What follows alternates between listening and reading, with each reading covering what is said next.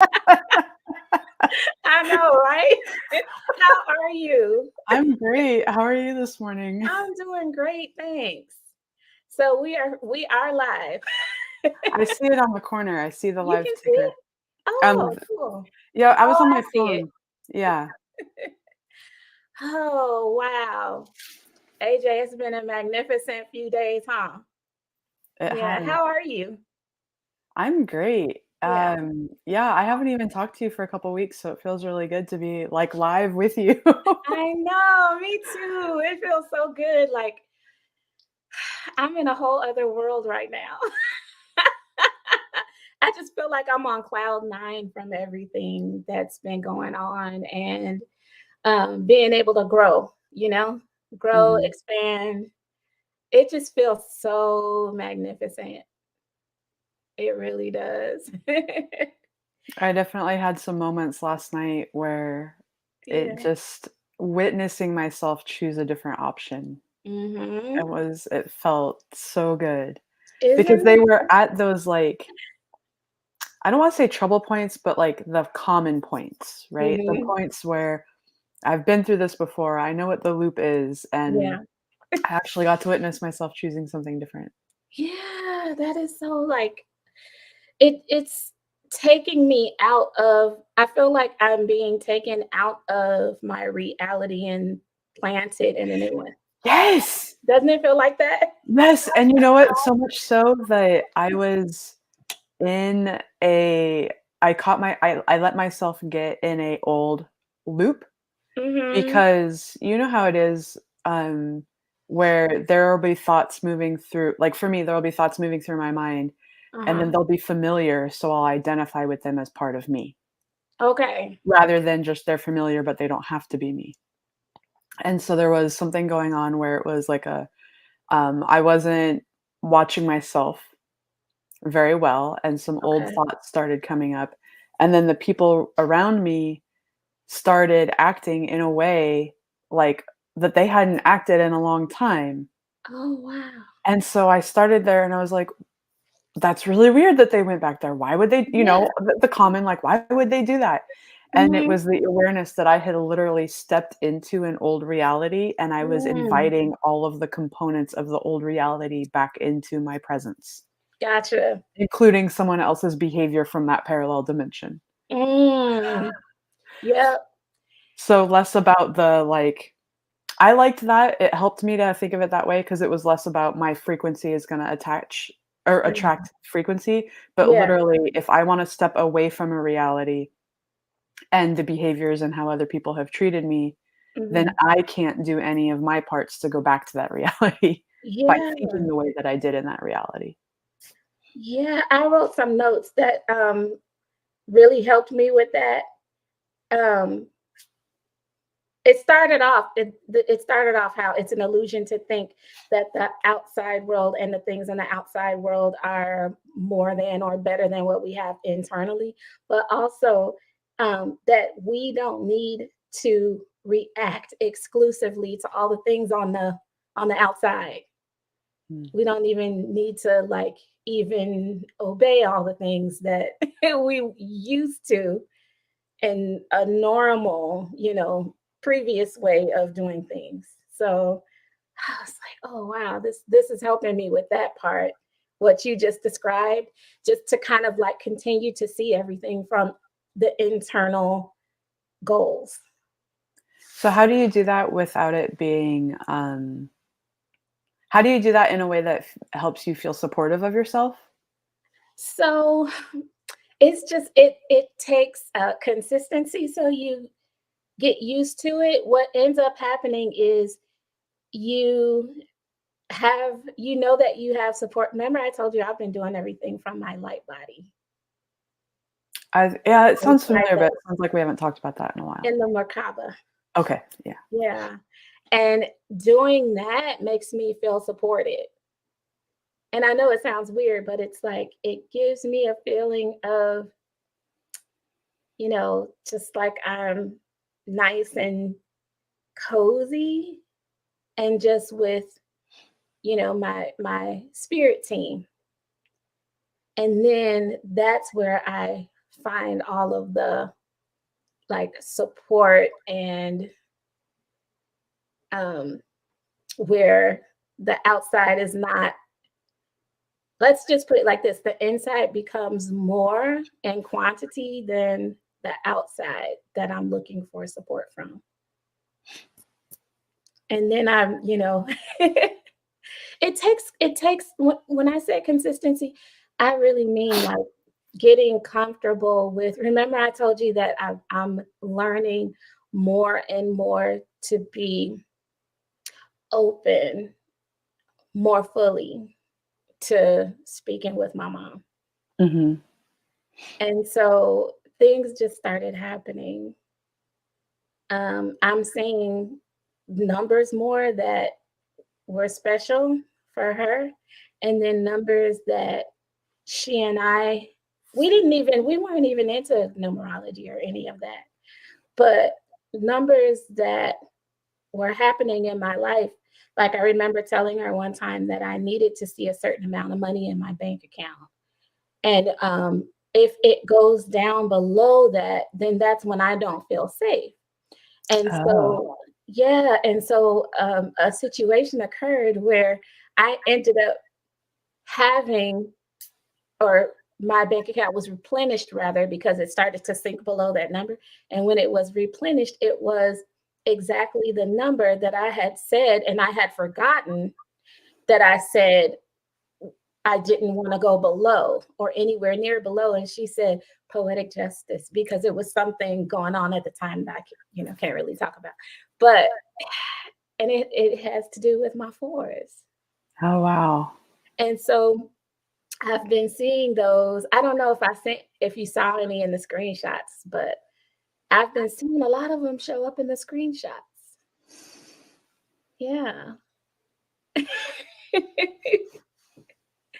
A lot more stuff, like just things that I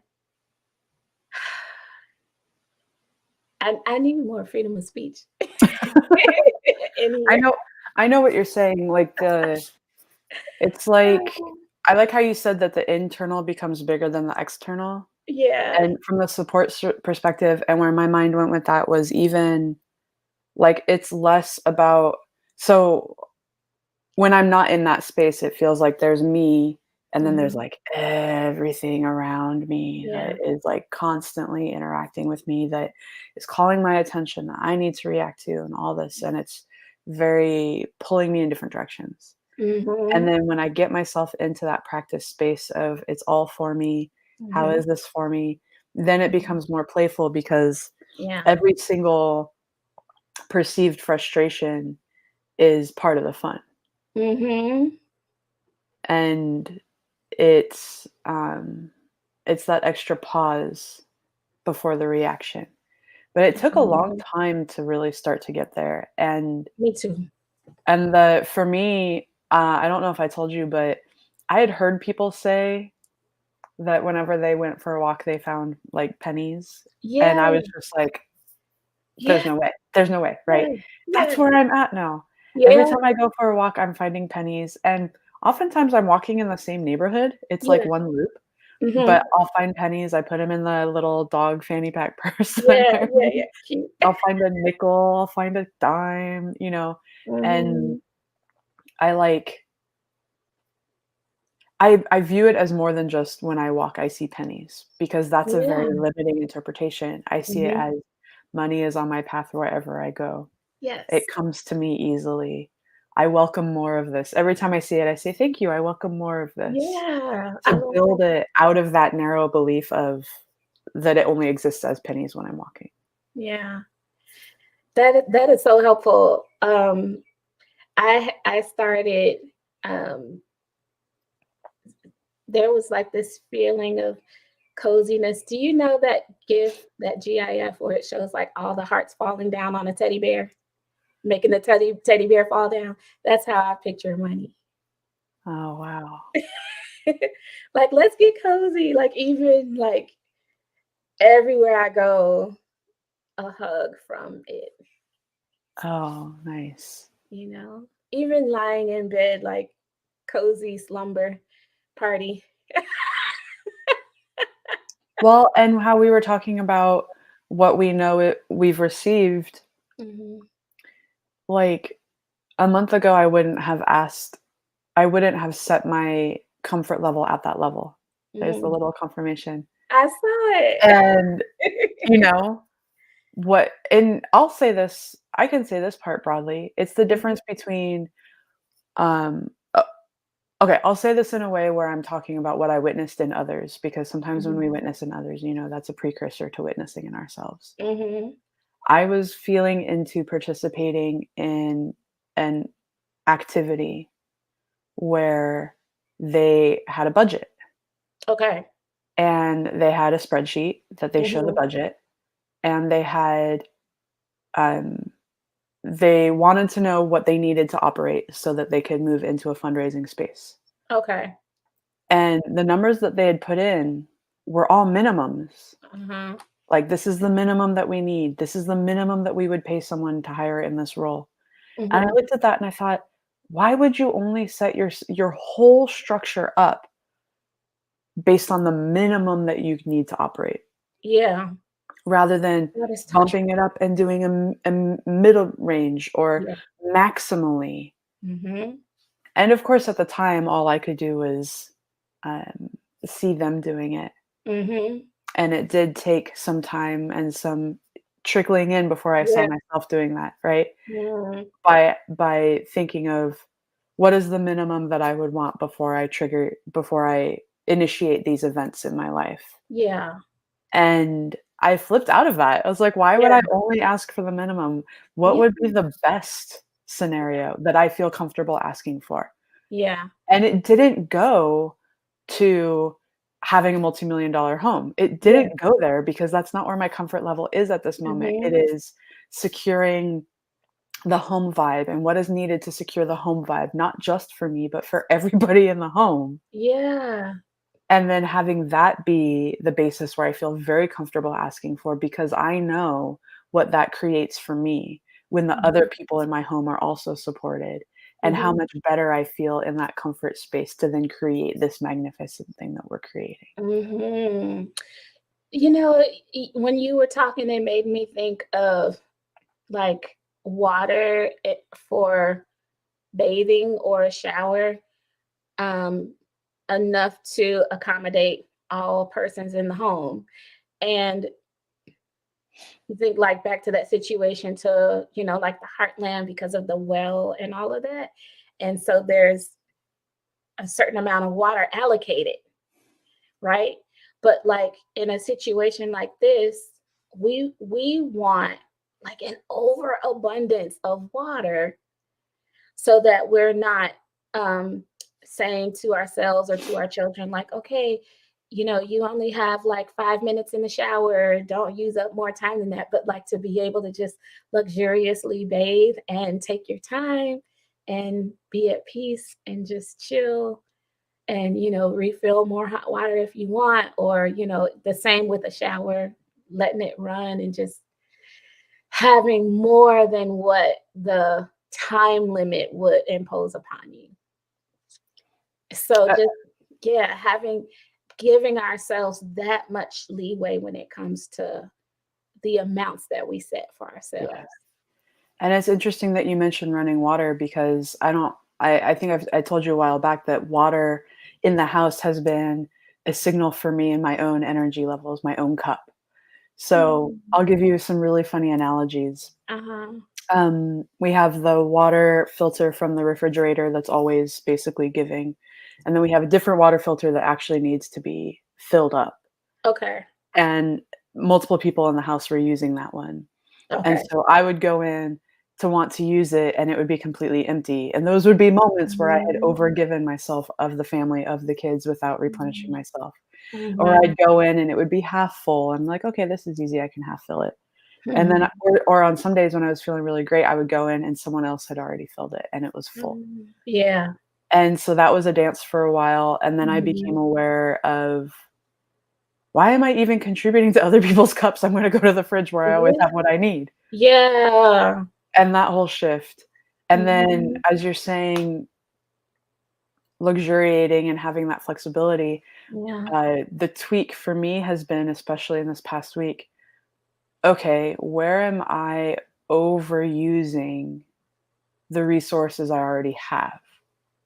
Okay. Just as a broad statement, Okay. right? If I'm welcoming in these things, Uh-huh. where are the leaks with it going out? Yeah. And so, for example, I canceled some subscriptions for some services that Yeah. I Not months ago thought that my business would be using, but I'm not using, so I canceled those subscriptions. yeah.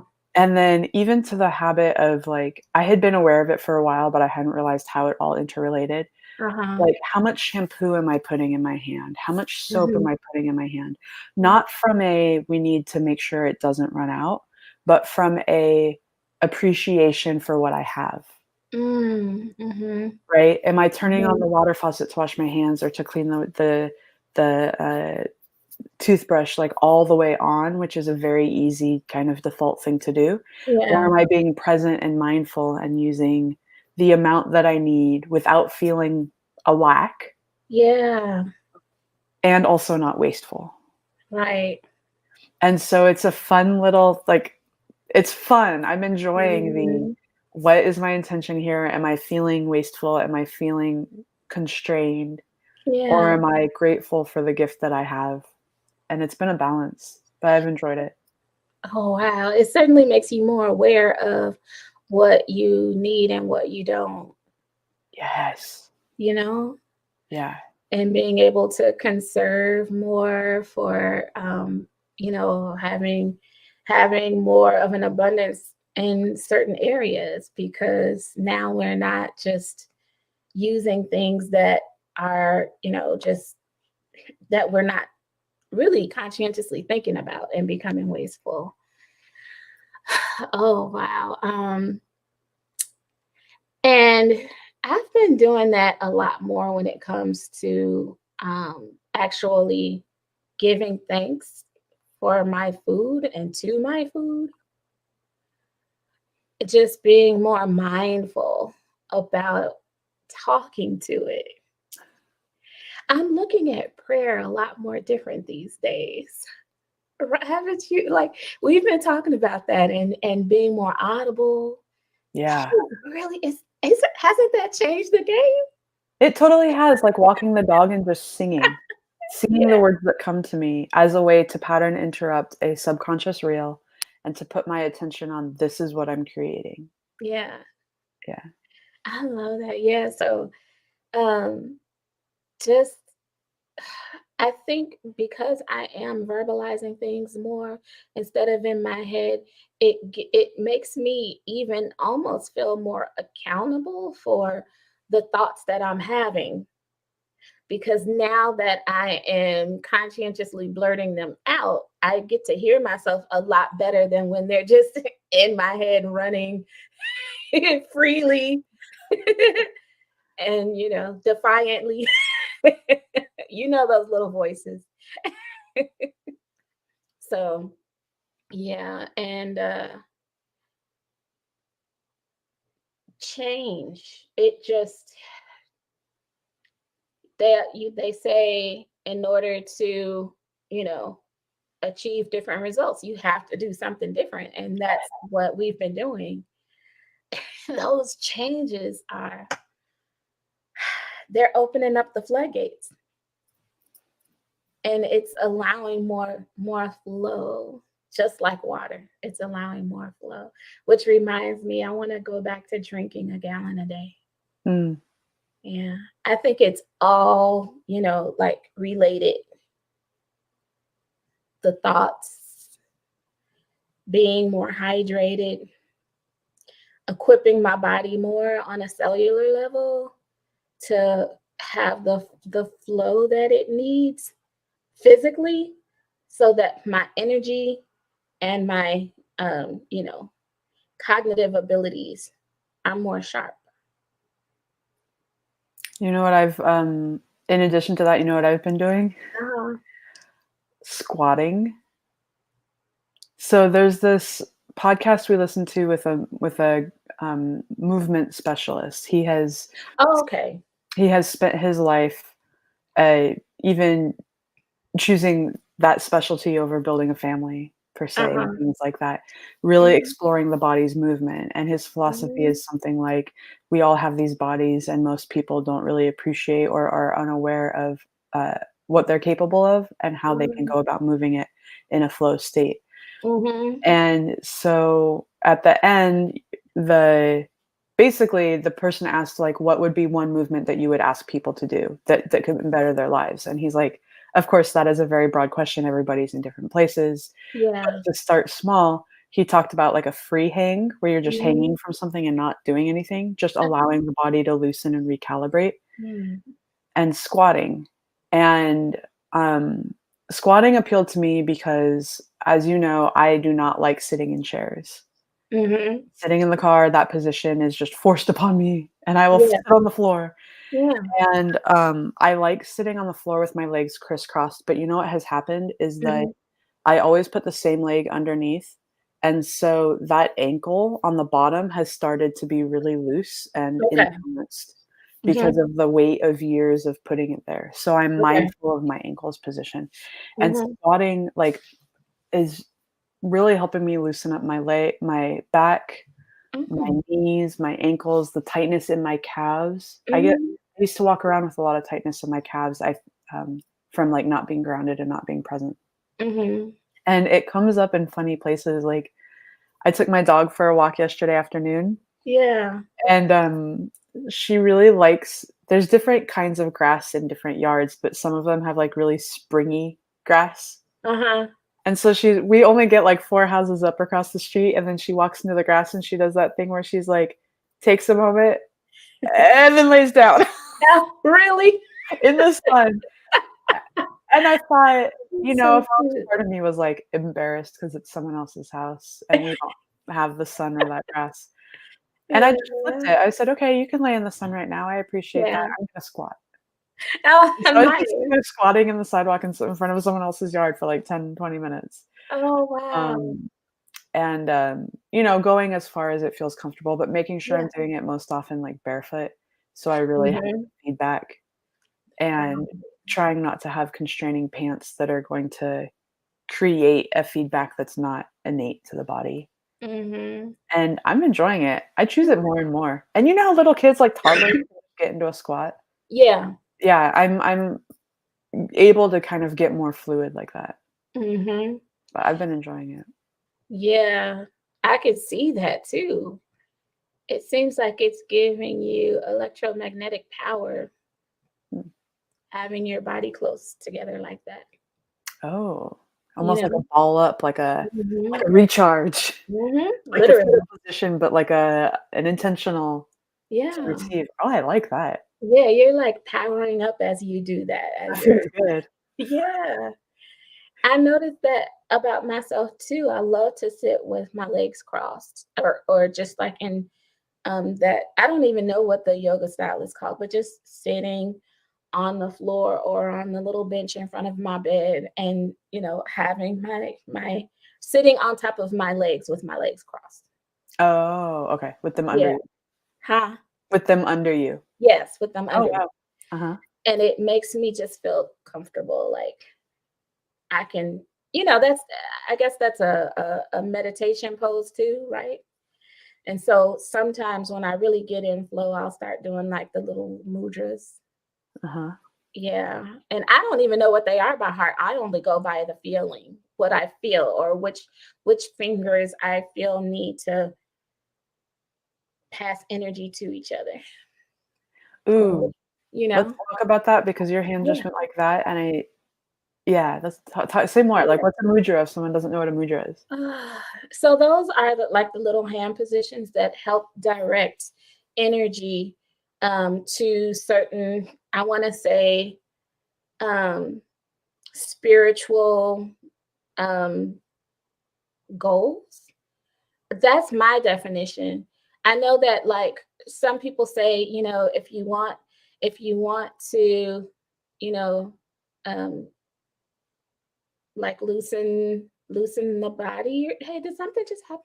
We're still live, right? Mhm. Oh, okay, that was an advertisement that went off, I guess. Okay, sorry. So, like, depending on what you're trying to achieve, you'll make certain hand positions, or you'll have certain fingers touching, or you'll do certain, positions with your hands, which I've always done even as a child. I used to play with my fingers and make triangles and keep going, and so anyway, that's my understanding of what the mudras are. But like the same way I am with tarot, I don't I don't know what each card is, but I can tell you based off of a feeling and a knowing what the reading is for the person whose internal pictures that I'm reading. So I go by my own internal pictures or needs at the time and my connection to the universe. And then I feel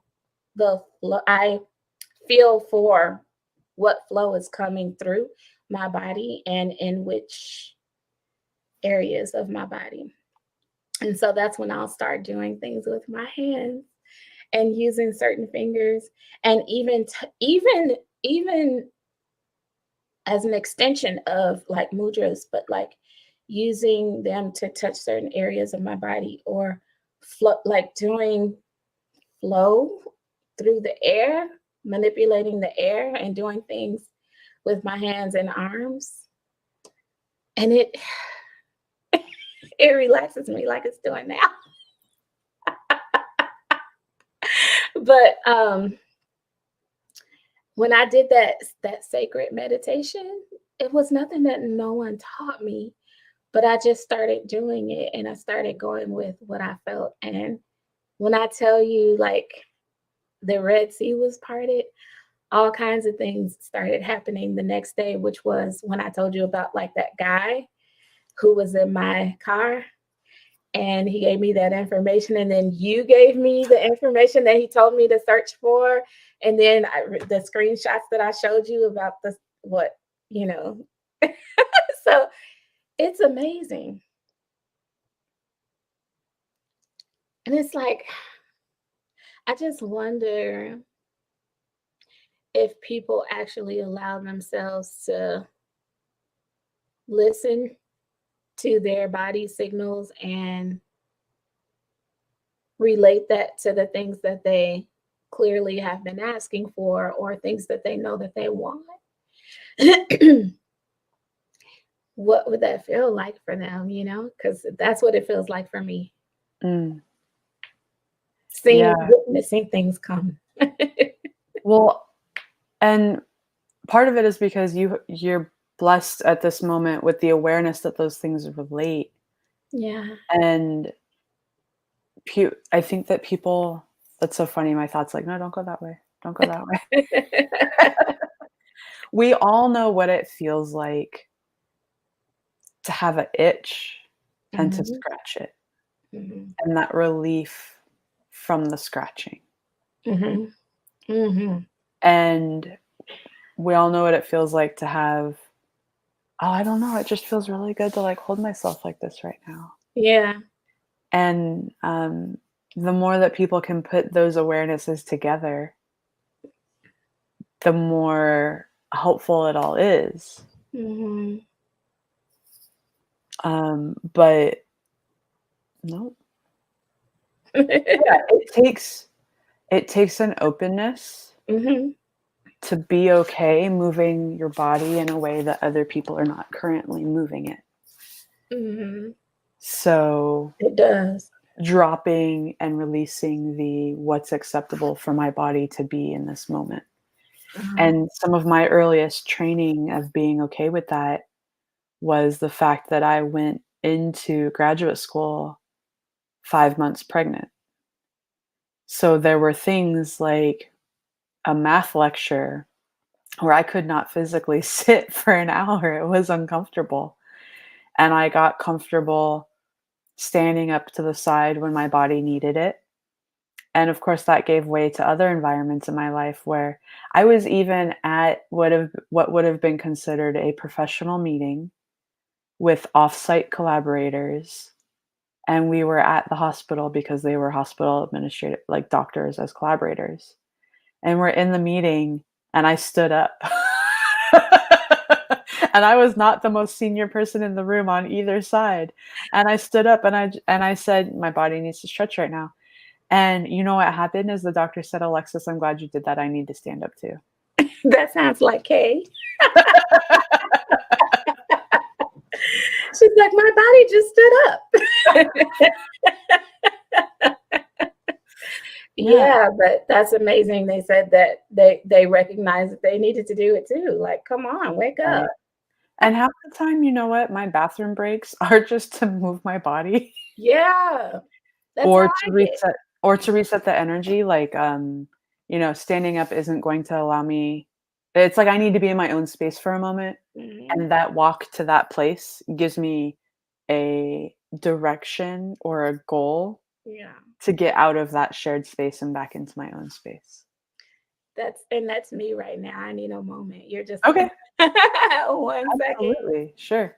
So here we are. Oh, I so rarely get the camera by myself when I'm talking to July. You'll notice probably we're shifting. I feel like the mood or energy of these calls has been shifting as we've been stepping into and feeling what they're meant to be. I know that I initially was very much more like, what do the viewers want? And I'm leaning more into the best conversations that I have with July are when it's just the two of us talking and without a goal. Um, and trusting the process that people are going to be watching this when they need to be watching it, and what we're putting out there is being found in all the right ways, because it's not just about who's watching it. That's a very three-dimensional feedback mechanism. It's more about what energy are we in right now that we're putting out to the universe. And so, today, for example, we touched base ahead of time about being in a space where we already know that things are happening. And that's a really good analogy, when we're wanting to manifest. And I heard this from a mentor.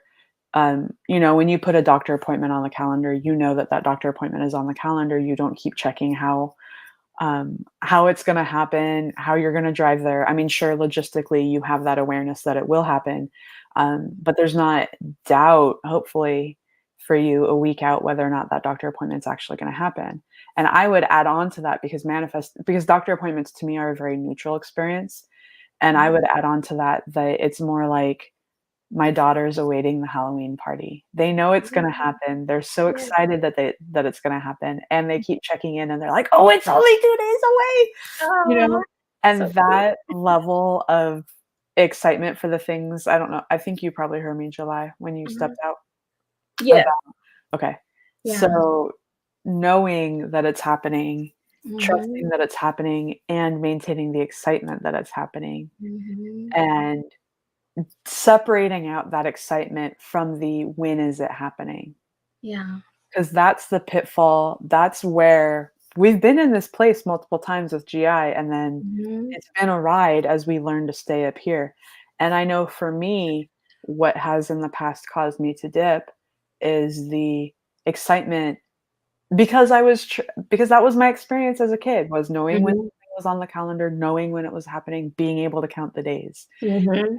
And we can't count the days when we're manifesting. That's Yeah, there's the confirmation. That that is was the beautiful. wrong approach.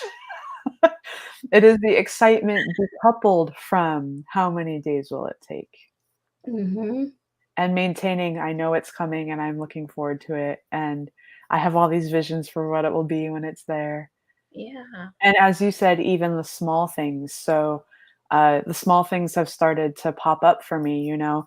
I made the passport appointment, which Love that. someone told me there weren't any because it's a big city, and so Yep. remembered a conversation with someone else also in our line of work where Yeah. she said she just chose a distance to drive, and there were many Mhm. openings. Yep. I chose a distance to drive, there are many openings, and it's this cute little mountain town that's known for, like, fall apple cider. Oh, nice. Now our family gets to have a little detour. Yeah. Aw. Things like the bicycles that we acquired that we thought we would enjoy that are not part of our lifestyle. I recently Mhm. discovered a used Play It Again sports store that Yeah. wants the bicycles, wants to pay me for the bicycles.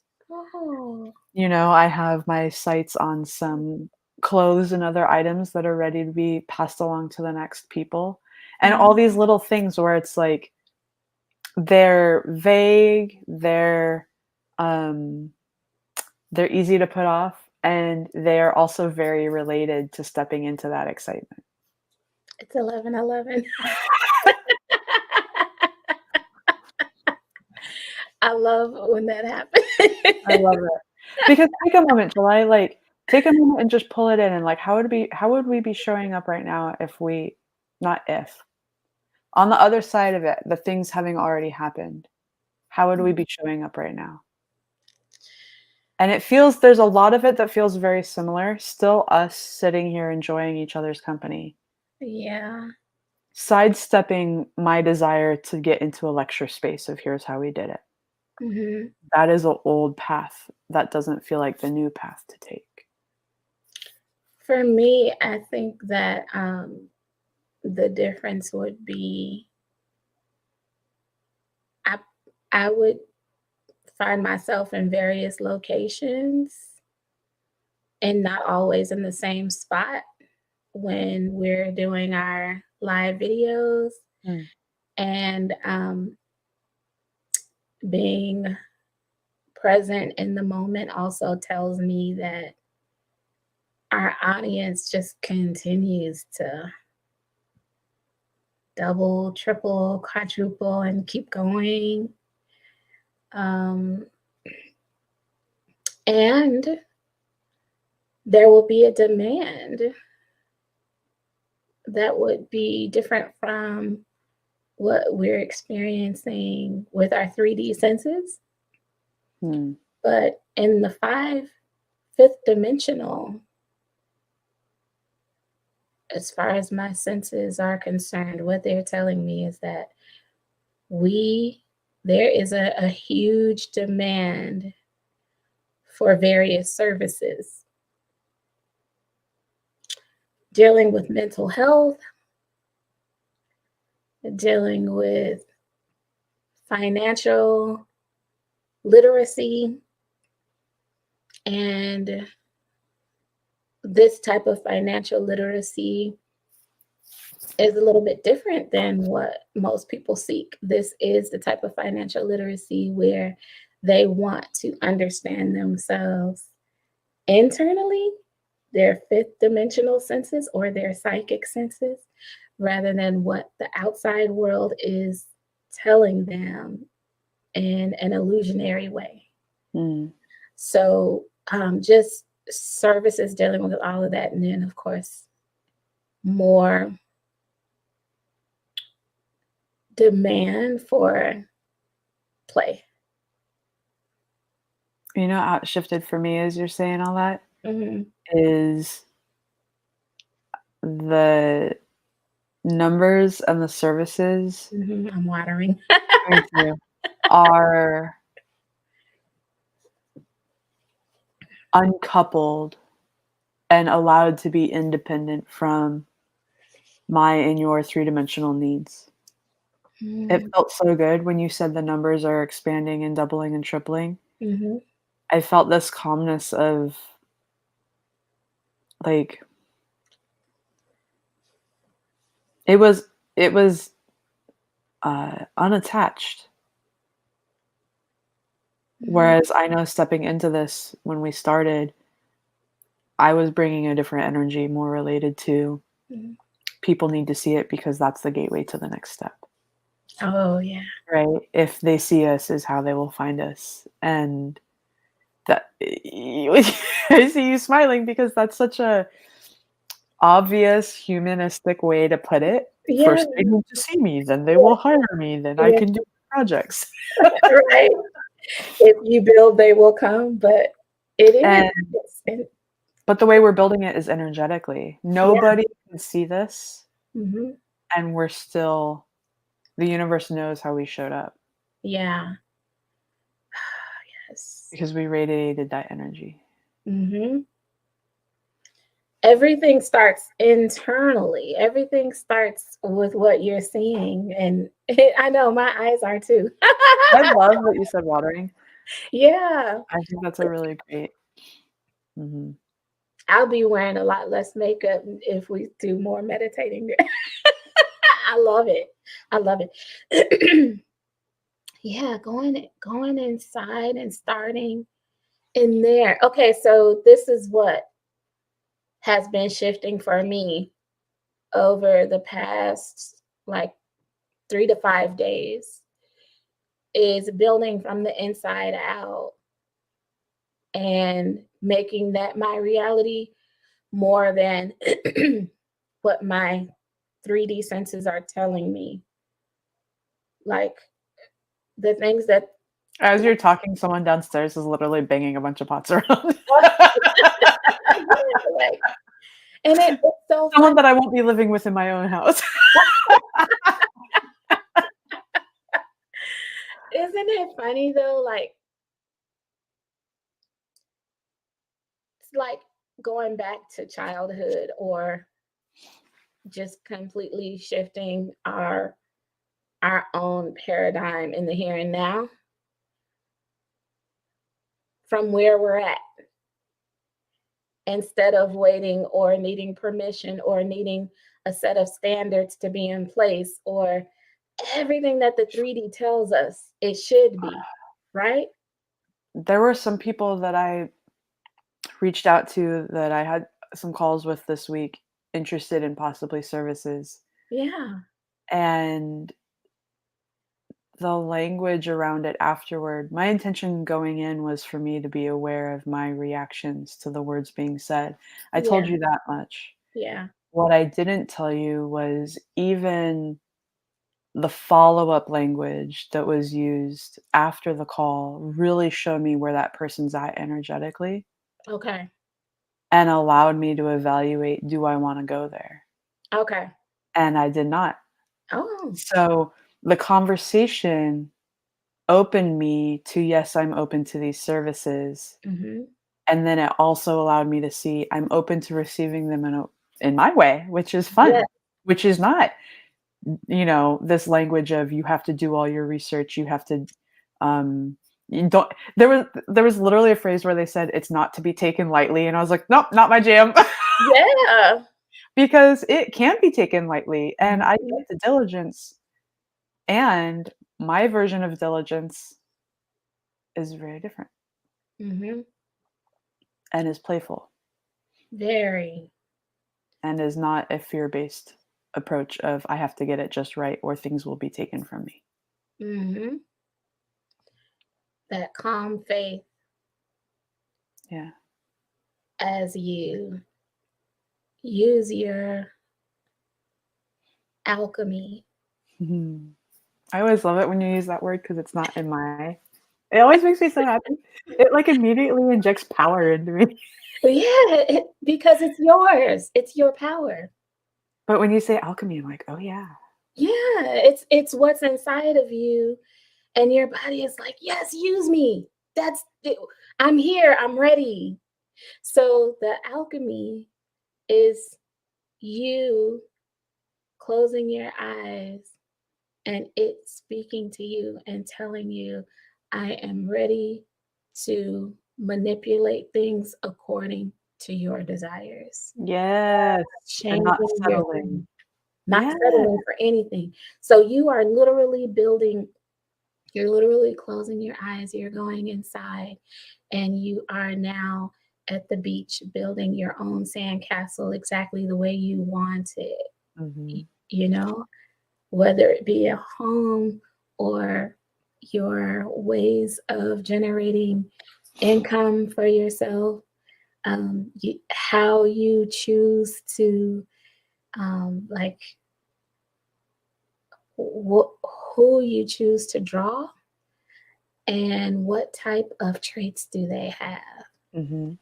who are they and how do they show up, and wanting to meet more people like you to Yeah. come to this playground and And then like all of the let's make it more understandable for people who are watching.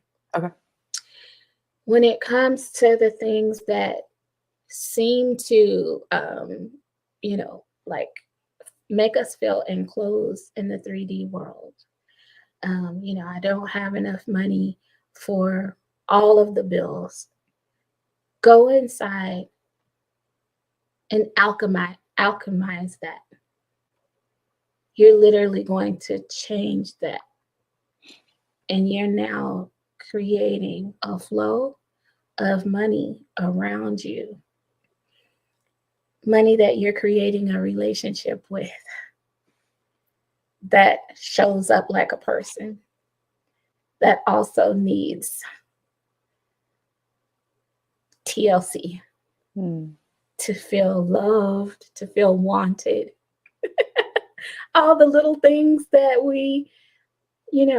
that endear us to people because they like us, we like them. We've forged a nice friendship. Alchemize these things and literally change them by means of your metaphysical senses and powers. Hmm. Create these things, literally formulate them internally, even if you have to go again back to childhood and picture yourself at play with your imagination and all the things that you've turned into other things. So a doll was maybe a princess or um, a, a little toy. Maybe maybe you had a pencil, but you decided this pencil is your airplane. Like, go inside and literally change what you have into what you want. And live from that experience, live from that feeling, because now that you're sitting there and you're like, no, this is not a pencil, this is an airplane, and I'm actually going to board this airplane, and I'm not having any issue with how much it costs to board this airplane because it's right here, it's in my hand, and I have the control over that. And so now, in a metaphysical way, things are your subconscious mind is actually formulating things and attracting things as long as you don't put out any resistance, like, oh, that's silly, this is just a pencil. No, the minute you do that, then the metaphysical things start to work with that. So staying consistent about what we're changing and creating is what will actually start to attract. Will attract those things.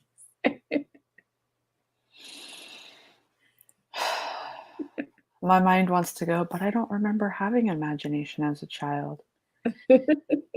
And it's so funny. Creating, I'd like to emphasize, you just gave me a full awareness. It's so fun.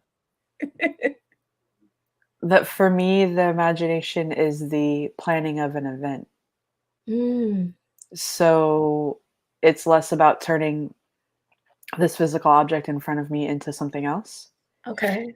Or, you know how everyone has different manifestation strengths, Mhm, right? My mhm, daughters are fantastic at manifesting drawings, turning mhm. something from their mind into paper.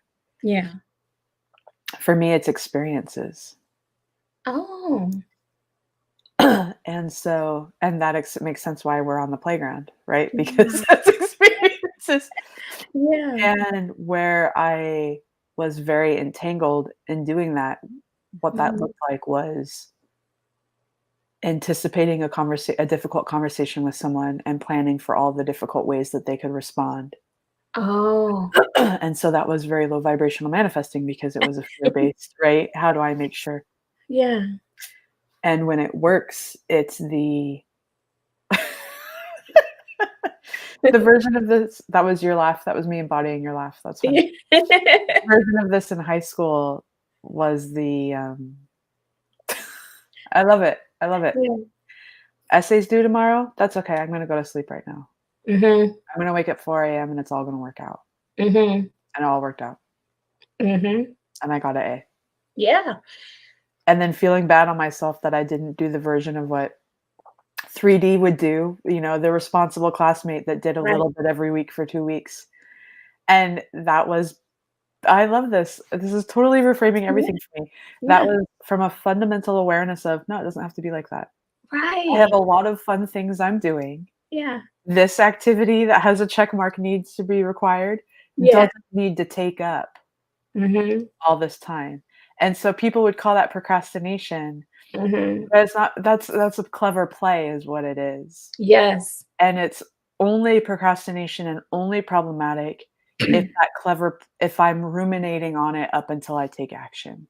If Mhm. I let it go or forget about it or even don't remember it until the Yeah. last minute and then it Mhm. still comes in. And I would have moments where, "Oh, no, I'm not waking up at 4 today, I'm gonna sleep in." Yeah. And then the deadline gets pushed. Yeah. That faith moment of choosing me over choosing the action, and then Mhm. it alchemizes the world around and everything works out. Yeah. And even this past week, we had an event on the calendar for 3 weeks. It was gonna be this fantastic pumpkin carving, homeschooling activity hosted by Mhm. this woman that's phenomenal at sandcastle building. Yeah. So phenomenal at sandcastle building, she knows which beaches have the better sand, and Oh, we've always chosen not to go because the distance is too far. okay. So I was ex so I was excited to meet this new community, I was excited to do this pumpkin building thing, Yeah. and then I finally found out the location of where it was gonna be, Mhm. and it was a distance in another direction, Oh. and I thought, "That's not gonna do for my family what I want it to do. Mhm. I'm gonna opt out of that." I had Mhm. been a maybe RSVP, and I RSVP'd to no. Mhm. Within half a day of me RSVPing to no to that, an Yeah. activity that we had been waitlisted for Uh-huh. opened up and we were allowed to join, and the kids got to go to a free presentation hosted by graduate students with sheep brains. So it Oh. was an intro to neuroscience. Oh, And then we wow. showed up to that, and our friends whom we love and we only get to see every couple weeks were there. Yeah. And then that event ended early, so we were able to go to their school's Halloween Fall Festival that overlapped in time, Mhm. and there were friends there, 2 families that wanted to see us. Yeah. And then we ended up, it was just this flow of beauty, and I'm realizing it now as I'm saying it, how much it happened, and it was all based on, I'm not going to stretch myself chasing that feeling. Mhm. Saying no to something that was too far was a settling in some way, Mhm. and then all the pieces came together. That was Friday. Oh, really? That was just Friday. And you just made me think of something when you said going to, like, the festivals and stuff. I've never done any of that stuff. I've never done any of that stuff. So for me, by you saying that, you just created new things for me to focus on with my alchemy. And so, and I'm thinking about what you said when you were saying, you, what was it? Oh, creating events. For me, I find more, I guess it helps me more when I see myself in the event rather than creating the event. I see myself having arrived at the event. So, the festivals, like, that's one of the other things that I see now. When you asked me a few minutes ago, how would this look different? What we're doing now, um, it's going to include me having those, being at those types of events now, based off of, now because of my geographical location, I have people that I can feel free to do them with. And I now have an interest to, oh gosh, like it feels so good to not have any handcuffs Yeah. and live behind bars. Well, and you helped me to see, as you were just saying that, okay, so it I love this so much. Um, as I'm becoming more aware of myself in this conversation, Yeah. when we moved Mhm. from Massachusetts to San Diego during the pandemic, Yeah. not once did I lean into imagining myself in this house. Really? That was not where the fun was for me. Yeah. You know where the fun was for me? Where? How many miles are we gonna travel each day? What hotel are we gonna stop at? What fun activity am I gonna choose for the family along the way? What are the meals that we're gonna eat? Like, it was literally You were the okay. event Yeah. of the move Gotcha. from a fun way, Mhm. and then we ended up here. So, it's like becoming aware that strategies other people had told me that helped them is reverse for me. Mhm. Like, strategies that help you are to imagine yourself here or Mhm. where the thing is. Strategies Mhm. that have helped other people that you and I have both heard is to Mhm. imagine what's happening after you get to there, Mhm. to go 2 steps forward and then allow step 1 to happen. Yeah. For me, it's the slowing down and it's Yeah. literally the enjoying of the journey. The journey. So it's it n n I wanna correct that. Slowing down is not the optimal words. Um, Mhm. breaking I it understand it breaking it though. down, Mhm. Yeah. spreading out the enjoyment of it Mhm. Like, rather than rushing to that point and missing. yeah. So because that was exactly the epiphany on that drive, Yeah. was that we intentionally said we are only going to drive 5 to 6 hours a day. It Yeah. will be slow, it will take longer, and we will enjoy ourselves. Enjoy it. Each morsel. Exactly, yeah, the morsel. Mhm. Yeah, like, part yeah, the morseling it out, yeah. Mhm. So if so that tells me that I can lean into my strengths by enriching every aspect of the journey, Yeah. and the enriching of it means that I'm not making it take longer in duration, because I Mm. optimize and maximize what I get out of each part. Yeah. So Oh, when I donate the clothes, that's why when I donated clothes in Massachusetts, I could have just dropped it off somewhere, I didn't do that. I yeah. went online, I found people who would love it, I met up with them. Mhm. Oh, So nice. that's telling me all the steps I can start taking now Yeah. and what energy to do it from Mhm. that is aligned with my hard how I manifest. Yeah. Like moving, Exactly.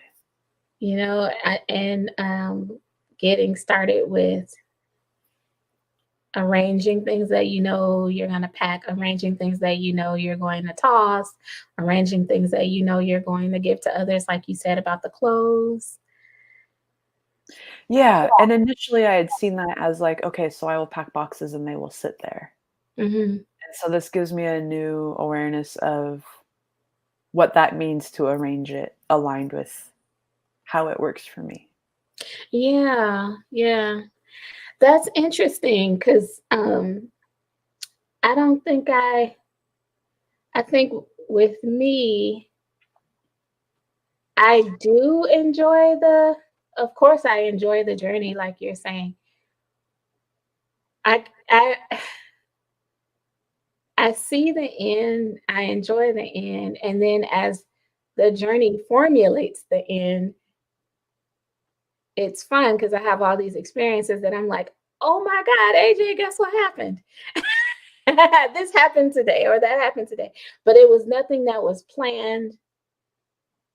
It just somehow led me one step closer to the end that I keep seeing. Okay, thank you for adding that in. Yes, so Mhm. there is a deep element of surrender, Mhm. and I have done the planning from a very control perspective. That move was a magical turning point for me Yeah, because it was a playful curiosity and I allowed the pieces to come together. yeah. You know how it is, like, so even when I was figuring out the mileage Mhm. and I thought that it would be at one town was the optimal mileage for a given day, and Yeah. then there were no possibilities for hotels that met my criteria, so I allowed myself to be guided and flexible to choose a different town. Mhm. And my daughters still say so what I did was at the halfway point which happened to be where we had family in Kansas. We got to see them. Oh, nice. I spent a little bit more money and I chose a hotel that had 2 bedrooms and a living room. Oh, cool. And the girls, they're still like, that's their favorite. Yes, that's how my kids are. And but it They love the nicer things, created right? a unique yeah, and it created a unique memory for them. And partly why I chose that was that the differential in cost was not going to be that much more, and the Yeah. experience was gonna be really cool. You know what? Our kids are very smart teachers. They like what we all deserve. And instead of us looking at the things that they choose as, oh, this is just a special treat, they're teaching us what what is part of our, timeline Mm. You in just an even innocent way. yeah, I the girls, their room needs some love and care again, and now I have the energy to approach it that is it's Yeah. all it's like everything has just dropped away Yeah, yeah. No, but because they have a standard, yeah. and it's until people have basically overwritten that innate understanding to Mm, impose on the children, "No, this is how the world works." right, including parents. Oh, yeah, we've done that for sure. I find myself doing it a lot, and, I'm learning a lot parenting my teenager, an awful lot. Not to mention that, Mm, he's a young man now, but let's you said awful lot and then the word awful, right? yeah. So what's another word? A fantastic amount? Yeah, What yeah, would be yeah, like yeah. a different Yeah. word? Yeah. I I am becoming more conscious of the words I choose. Well, it's interesting too, and someone started to tell me this and I wasn't ready to hear it. So, for example, the ambiguity of words and when Mhm, certain words mean certain things and mhm. kind of like why it would be those 2 things that are paired together. Okay. So, I think I told you I'm gonna give 2 examples. The first one, I Mhm. think I told you that my daughter was interested in murder, Oh, yeah, yeah, I remember. and so we Googled we Googled all the different words that end in "side," Okay. and we found like a Scrabble list because Yeah. those are the kinds of people that want those lists. Mhm. And decide was also on that list. Oh, Did I tell you interesting. about this? No, you didn't. And so she said or maybe it wasn't on the list, but it popped into her head, and she said, Yeah. "Why does decide also end in side?" And so I Googled that, and of course, the perfect blog post came up where a linguist had written on that very fact. And the reason is because they both come from the same root word, which is to cut away. And Okay. so when you decide, you cut away all the other possibilities, which I saw as an energetic interpretation of full alignment.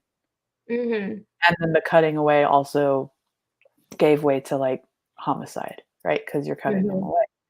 Mhm. So yesterday, the version of this that popped in my head, this was the second example, is that I was texting my husband that my daughter and I were we were lying in the grass. Oh, And then nice. I did that whole is it lying, is it laying? So I Googled, Mhm. right? Mhm. And it's interesting to me that Mhm. lying, like lying down, Right. is spelled the same way as lying being untruthful. Mhm. And I thought, like, metaphorically, why would those 2 relate? What would be a Yeah. reason that those stem from the same thing? Mhm. And the best that I could come up with for myself was that to be untruthful Mhm. is a version of not standing in your power. Ah, wow. Yeah, you're lying down in the In the lower frequencies. yeah, that's really a cool connection, Yeah. and it makes you more conscious of when you're being untruthful, like even with yourself. Because I know me, I don't like to, when it comes to all the things that I'm achieving, I do not do it lying down, Right? right? You're that type of person too. I know, like just from Absolutely. observing you. Huh? Yeah. Yeah, yeah, yeah, absolutely. Mhm, And most of the goers and doers, mhm, and the ones that are able to retain what they achieve mhm. are because they're making those steps in their full alignment. They're Yeah. uncompromising Mhm. in who they are at the core. And there I are lots of people that hustle and get what they want, and then it doesn't stay because they've shifted too far out of who they are to get there. Yeah. I love working with you so much. Yesterday, I was thinking about, I imagined us having a conversation in like the playground where we're talking about things that may not be something that everyone can relate to, but they were our strengths. And one of them was the fact that um,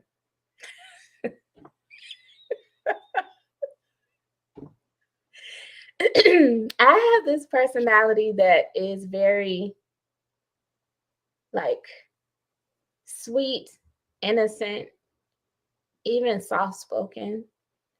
But there's another side of me that people don't know.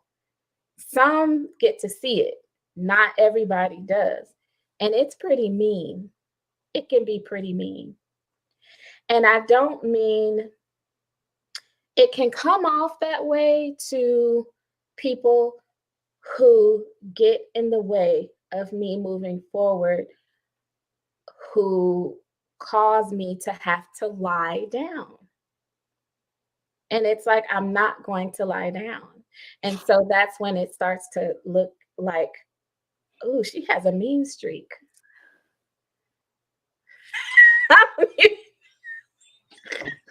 And I believe that you're elevating that too. I believe that that has come out in a way Oh gosh. to serve you in the past, and it is morphing so that it's stepping, even that aspect of you is stepping more into love. Yeah, it is. It is. It is stepping more into love. And I know the way I'm describing it is not 100% accurate because, of course, um, people can, like, my energy doesn't lie. My I'm energy gonna doesn't lie. I'm you know what just popped in my head was this: my husband and I like to look at, like, aggregators of funniest tweets, and one person said, I get Botox not to look younger, but to hide my face's expression until my brain can catch up." Yeah, there's still going to always be a love of sarcasm. I can't help it. But yeah, I noticed that I do come across that way very rarely, but yeah, there's like times, and I've even told you, like, certain people may look at it that way, ones who I have had to like stop, you know, sharing energy with Mhm. because they were forcing me to lie down. And like for me, that's not an option. I have to keep moving. Lying down or becoming immobile is the opposite of life to me.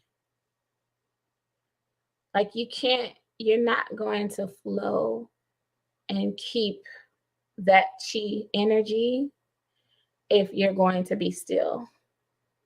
And if you keep like stopping because of the other person's wants, needs, and desires in relation to me, you know, then yeah, that just means that it's not. I can't continue to be who I am if I'm going to remain in that space. So I don't know, like maybe I call myself I definitely do it with love, no doubt about it. It's definitely done with love, but yeah. So a version of this that popped in my head was when I was connecting to that future self Yeah. version of me that Mhm. had already stepped into and completed these things. Yeah. I was asking her a series of questions. Yeah. And one of them was, "How's my marriage?" Okay. And one of them was other questions along that line. Yeah. And there was a matter of fact boundary statement Hmm. that was basically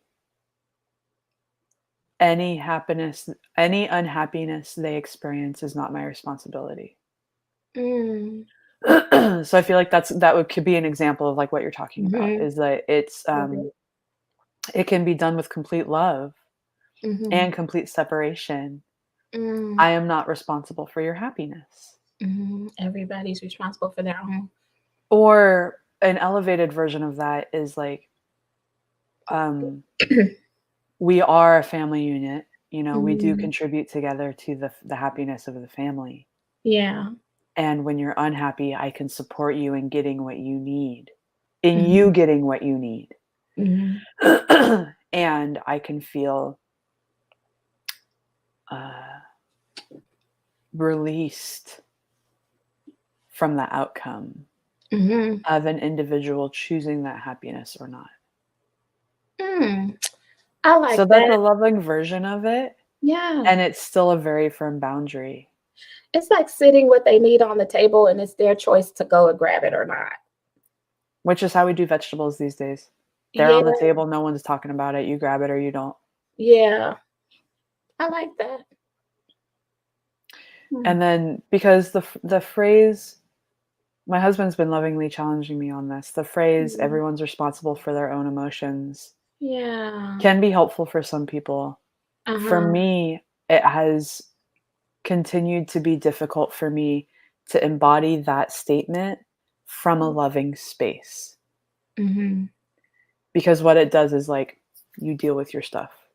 That's like Yeah. how I had been encoding it. Okay. And so he brought to my awareness another way to think about it that is more Mhm. aligned with how I've actually been behaving. Oh, wow. So it gives me the fuller flexibility, which is everyone absolutely is responsible for their own emotions. And we all, as a family, support each other's hopes and dreams and desires. And Yeah. the way that we support each other is we help present the environment to make it easy for each other to Mhm. choose the Mhm. healthier, not healthier, but the higher frequency emotions. Yeah. Because that's very different than walking away and leaving someone abandoned or stranded, which is the energy that I assign to everyone's responsible for their own emotions. And I like that what you just described as far as with parenting, Exactly. because we don't leave our children I to mean, I often did. I checked out. I would even go flat face and my kids would be like, that was my safety mechanism. I would talk to, like, I want to try and do it again just to show you. I mean, no, I know like, what it's gonna be. I've you can, seen it you in can, Sedona. yeah. Well, there you go. Thanks for keeping me from bringing it onto this call, because I don't want to keep doing that. And it doesn't need No, to it's be okay. living online. But I yeah, love that version of you're you could learning either do about. this or this, and what your choice is, with no love behind it, with Yeah. like no love behind it. Okay. And then contrasting to last night, like, one of my daughters has wanted to be more playful with me, and I have said, Yeah. "That's great, then you show up in a Yeah. playful mood." Yeah. Because if all of the alone time that we have is you expressing your discontent that we haven't had a playful moment, Then we're now wasting. that moment is there it is. Now that moment is being spent talking about the discontent instead of stepping into the playful. Look at that. And so instead, last night, I just did something really silly kind of off the bat because it was the beginning of Yeah. our interaction. And she Mhm. said, "Oh, my favorite version of mommy has shown up." Oh, that is so sweet. And it was immediate feedback to Ah, let's continue in this space. And we had just a fantastic one-on-one time. doesn't it make you wanna live in that moment and hold it forever? Yeah. For her to have that awareness and to share it with me as like the best feedback. It really is. And that's all I ever wanna be, is the best version of myself to myself and even to others. I want those to be the same. I don't, and I understand that we all have different facets of who we are. And certain we need to show up in different ways depending on what we're achieving or accomplishing. But yeah, that's all any parent could ever ask for from their child. Yeah. And it with our friends, like, it has just been so amazing, this break that we've all been availing ourselves of, and then having, all this, wonderful energy when we get together, you know, like over the past couple days. Yeah. It's a beautiful thing to show up that way because that's who we authentically are. Yeah. That's us in our authenticity. Everything else is us being clouded by others' energies and manifestations. When we get to take time for like pulling away, I'm assuming it's the same with you as it is with me. I'm pulling away from everything. So all that stuff that I'm pulling away from allows me to show up more authentic when I show up to you. And Yeah. now things are moving faster. Yeah. A lot of things moved fast this week. And I like that you said showing up authentically. Mhm, So it happens in like day-to-day life moments. Like so today we mhm. have a family gathering for a Halloween party That's and so my sweet. sister's hosting it Aw, and that's what everyone's the girls dressing are up. waiting on. Mhm. Yeah. And everyone's dressing up and my dad even dressed up last year. We bought uh, contact lenses last year that the girls thought they would want for their costume, and Mhm. the girls and I had never tried contact lenses before, Okay, and these were very, bendy, which my dad okay, said made it hard to put in because he uses contacts, okay. and so the girls and I both all 3 of us tried it, and it was too painful for all of us, and It what was ended up happening was my dad wore the contact lenses, and so he had these, like, bright red cat eyes that yeah. he really enjoyed, and, Yeah. be a part of our family, um gift pattern is that my sister-in-law makes a Halloween no, that's weird, makes a calendar of family photos for Oh. us each year. That's what she has done in the past, and, if she so chooses to continue doing it. And Mhm. so activities like this where there's something obvious in the photo with what it's associated with, Yeah. so a costume, it Mhm. makes it real obvious that where it goes in the calendar. Oh, And I have found myself not interested in partaking in the costumes the last few mm, years. really? And it goes further than that. I mean, that's not true. Last year I put on these cosplay things that required Mhm. like melted wax that actually stay on your teeth. So it was way Oh. cooler than any fangs I'd ever seen before. And I really enjoyed playing with those. But I had like normal clothes on. I had like a Metatron's Cube shirt on. Oh, wow. Are you able to eat with those? Or you could take No, them off? you take them Yeah. off and then you put them back in. Oh, gotcha. And, so then so my daughter asked me, "Mom, what was your favorite Halloween costume?" Yeah. So that and I know you've had different experiences because for many years I don't think partook in these Yeah, activities. I never got a chance I to have never some well, fun. my answer was I didn't really have one. Mhm. I was a clown for 3 years in a row. Does that surprise you? No, it doesn't, and it sounds It good surprises too. me up until just now. Like Really? 7, 8, and 9, I was a clown or like that age range. And Yeah. that was more maybe that was my favorite costume. It feels Maybe. fun.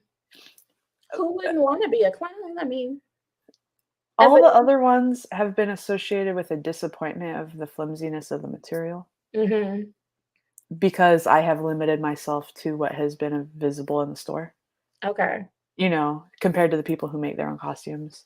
Yeah, And then I started asking, well, if I could make my costume, what would it be? If I had unlimited resources, if I had the talented people around me to make on a whim what I wanted, what would it yeah, be? yeah. I don't want to dress up for Halloween.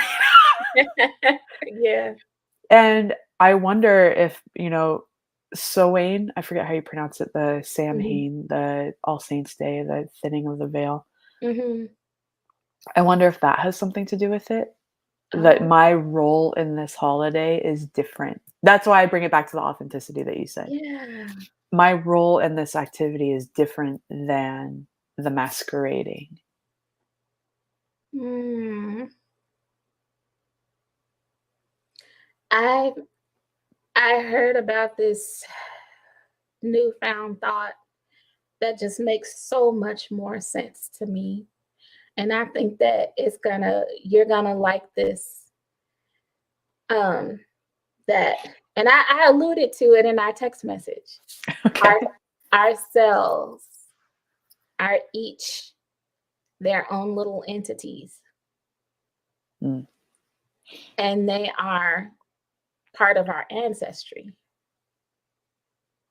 All of our ancestors and everyone that makes up who we are as a collective.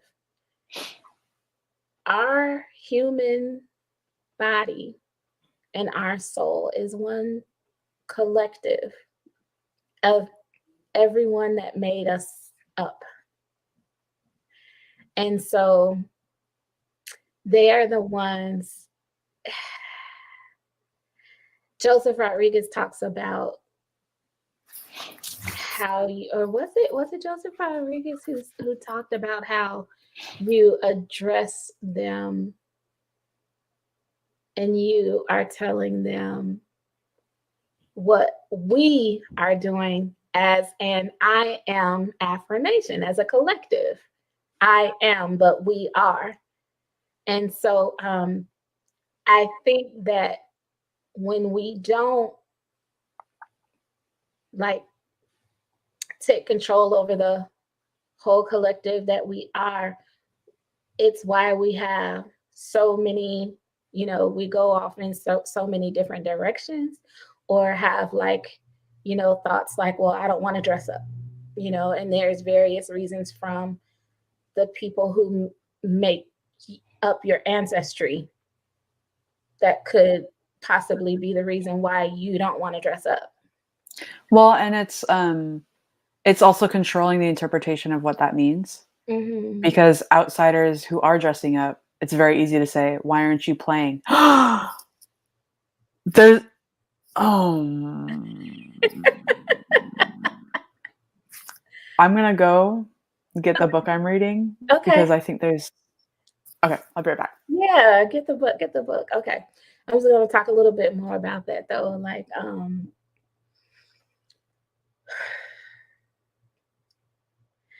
the other thing that I noticed is that my voice is not just mine, it's also my mother's voice.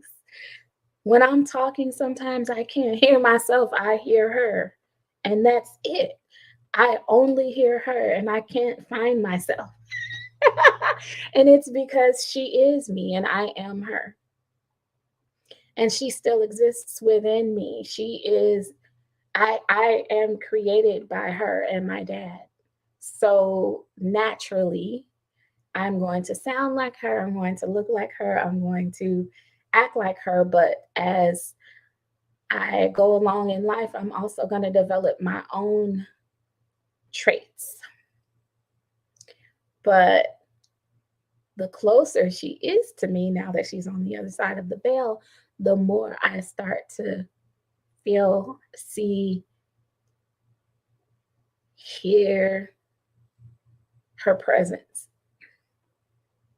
even when I'm smelling her favorite foods or perfume that she wore. Or like now, I'm wearing her jewelry. This is her jewelry. This is her jewelry.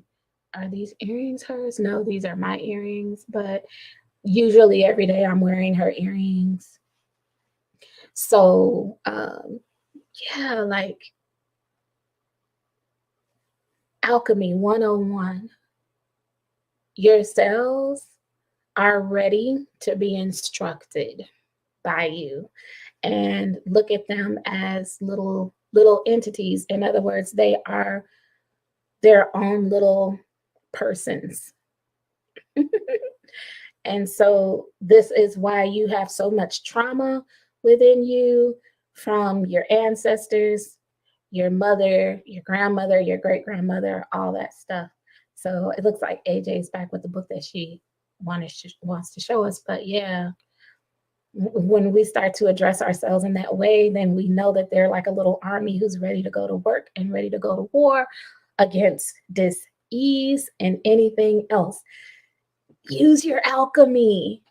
Tell yourselves, I am healthy. We are healthy. We are abundant. We are whole, perfect, strong, powerful, loving, harmonious, and happy. Okay, AJ. I didn't hear anything that you said, but Okay. You'll see it in the replay. so this book is 200 years old. What'd you say? Really? No, No. I have this excitement right now. It's like this high vibe energy. Yeah. Yeah.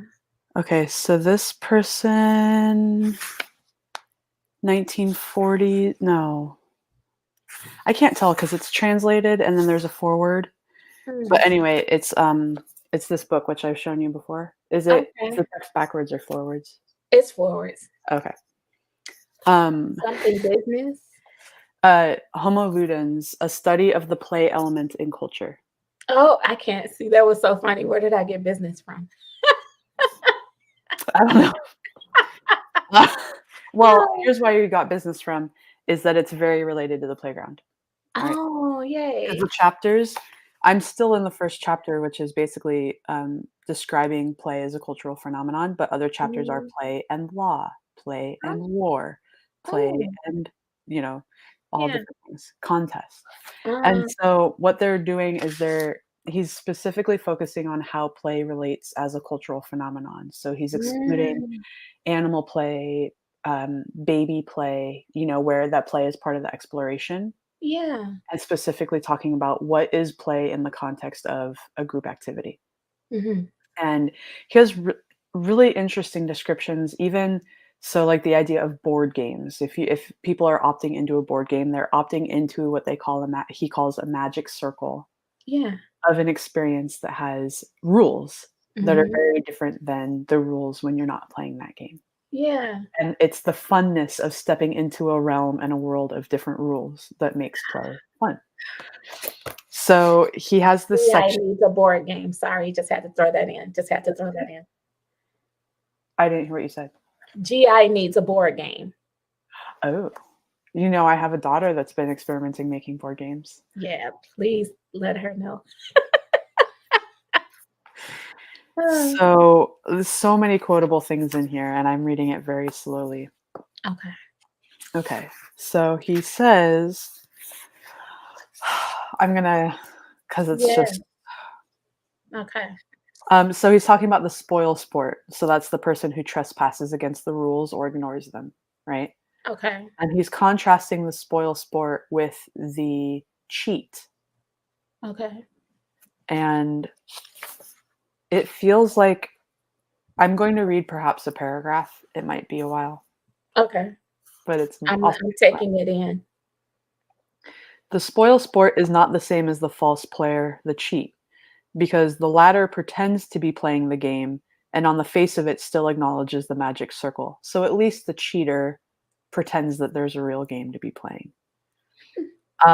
And he says, "It is curious to note how much more lenient society is to the cheat than to the spoil sport. Mm, This is because the spoil sport shatters the play world itself. By withdrawing from the game, he reveals the relativity and fragility of the play world in which he has temporarily shut himself with others." So basically, kind of like how people say the exception that proves the rule, the mhm. cheat steps out of the illusion and ruin, or not cheat, the That's spoiled sport steps out of the mhm, illusion and ruins it for other people. the killjoy. Exactly. Yes.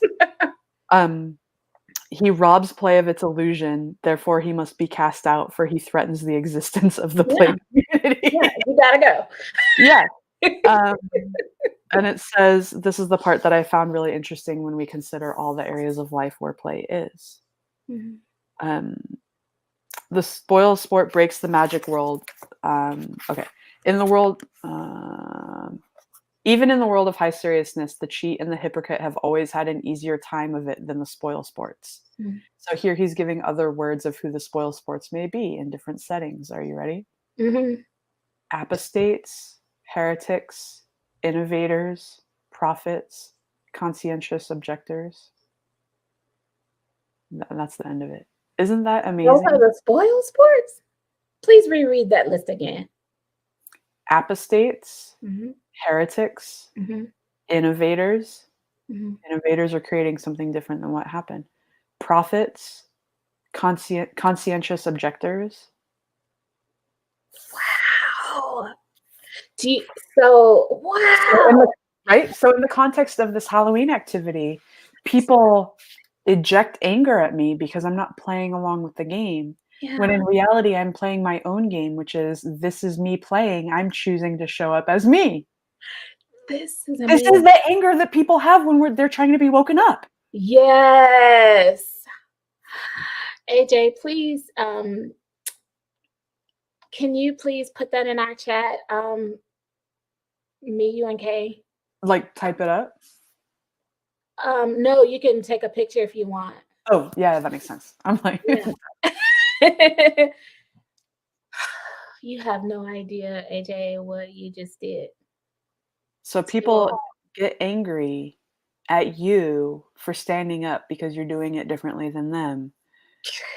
Right? He cut in line. Mhm. She's not wearing the mask that we're all wearing. Yeah, Basically, those people have taken on rules. They've assigned what the rules of the game are, and yeah. then they're mad when other people aren't playing by the same rules. So this is very interesting for me. My mind is bending inside and out right now because the what is it called again? The killjoy person? Yeah, spoil sport. The Yeah, spoil sport. killjoy.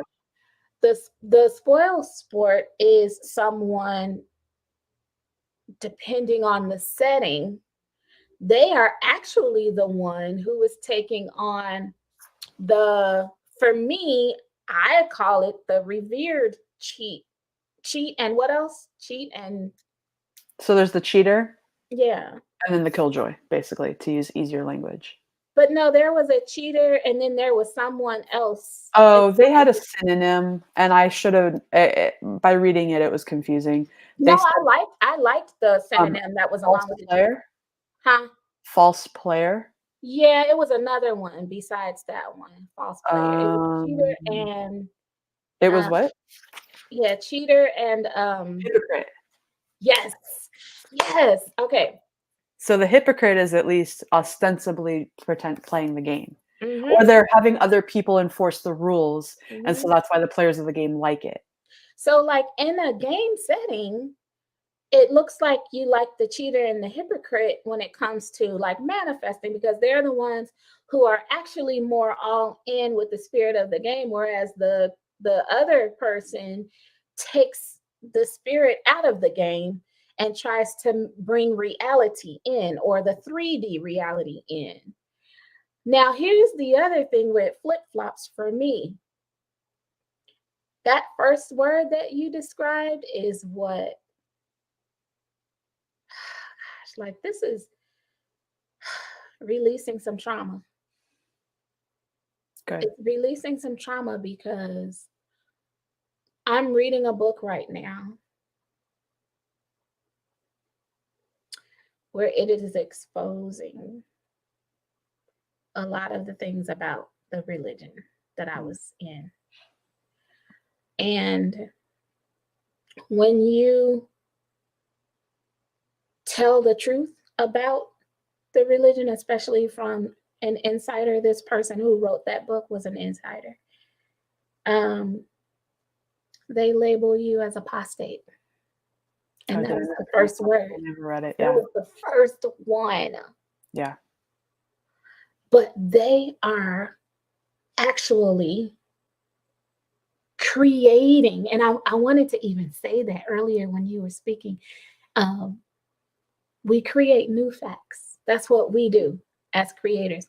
We create new facts as we create our world.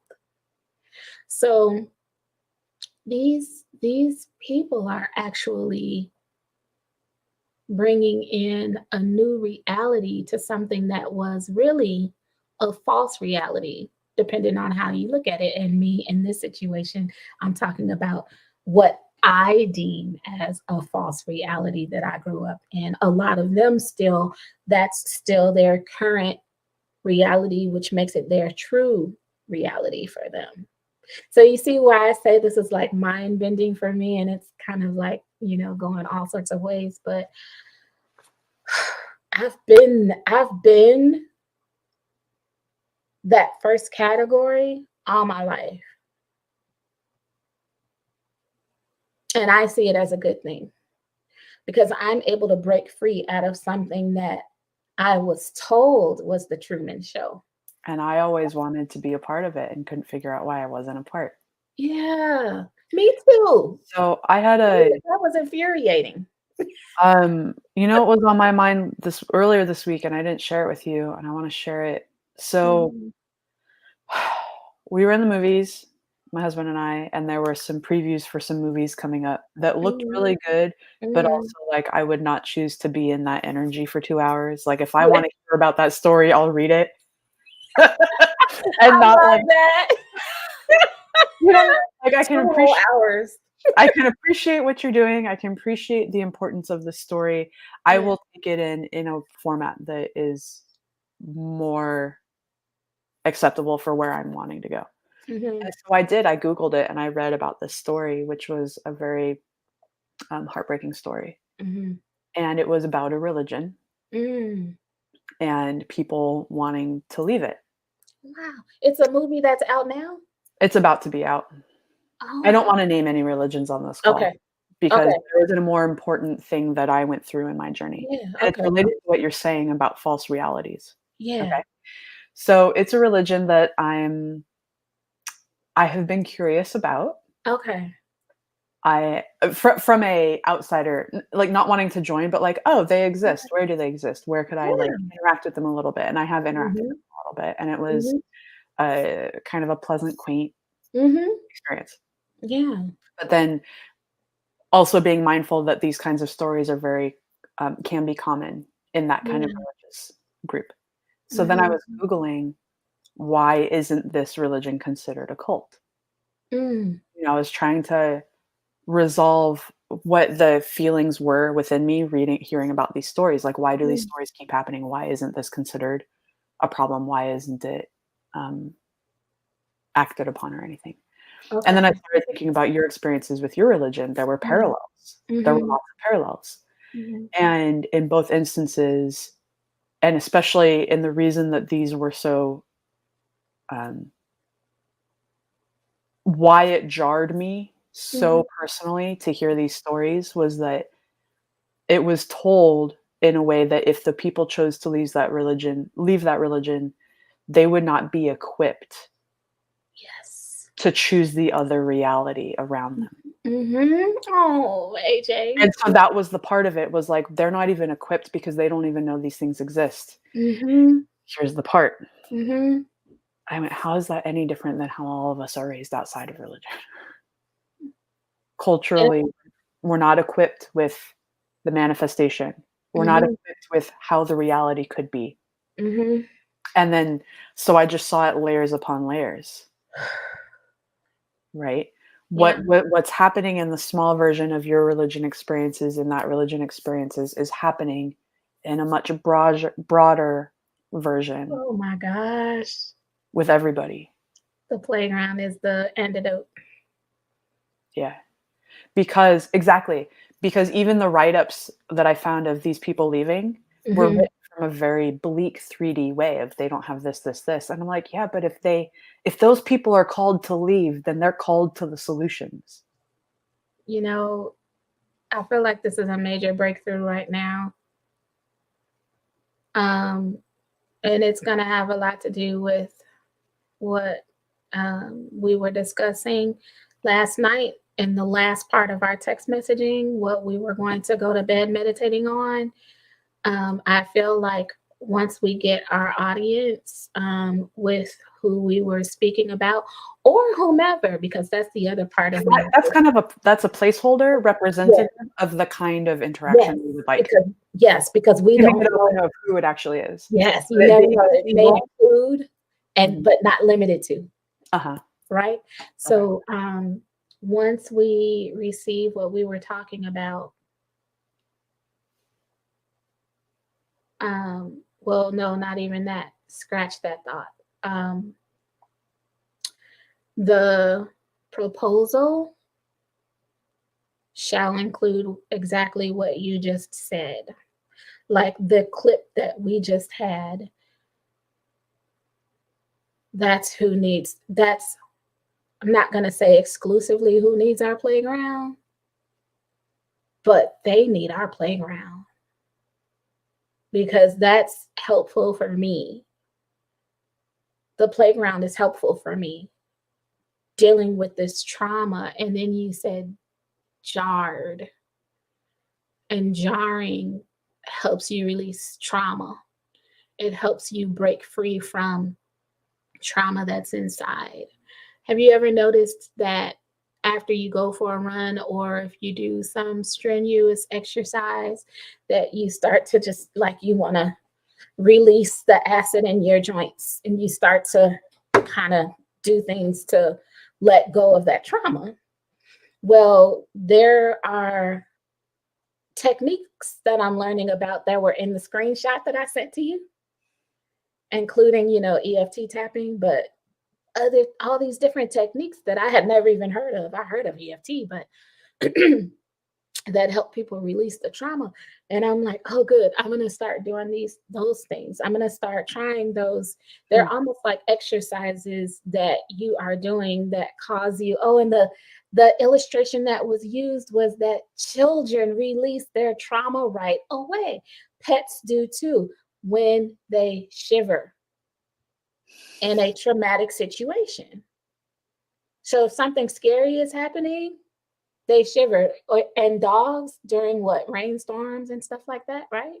The growling.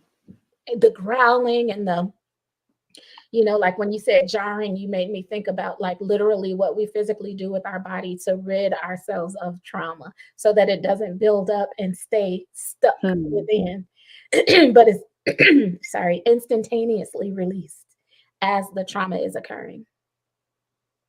And then for those of us who have built up trauma, we are trying, we not trying, we are dislodging it. And it can even been, like if anything that I learn, anything that I read, that I hear of that is new to me, and it's something that is a modality that is effective and tested and true.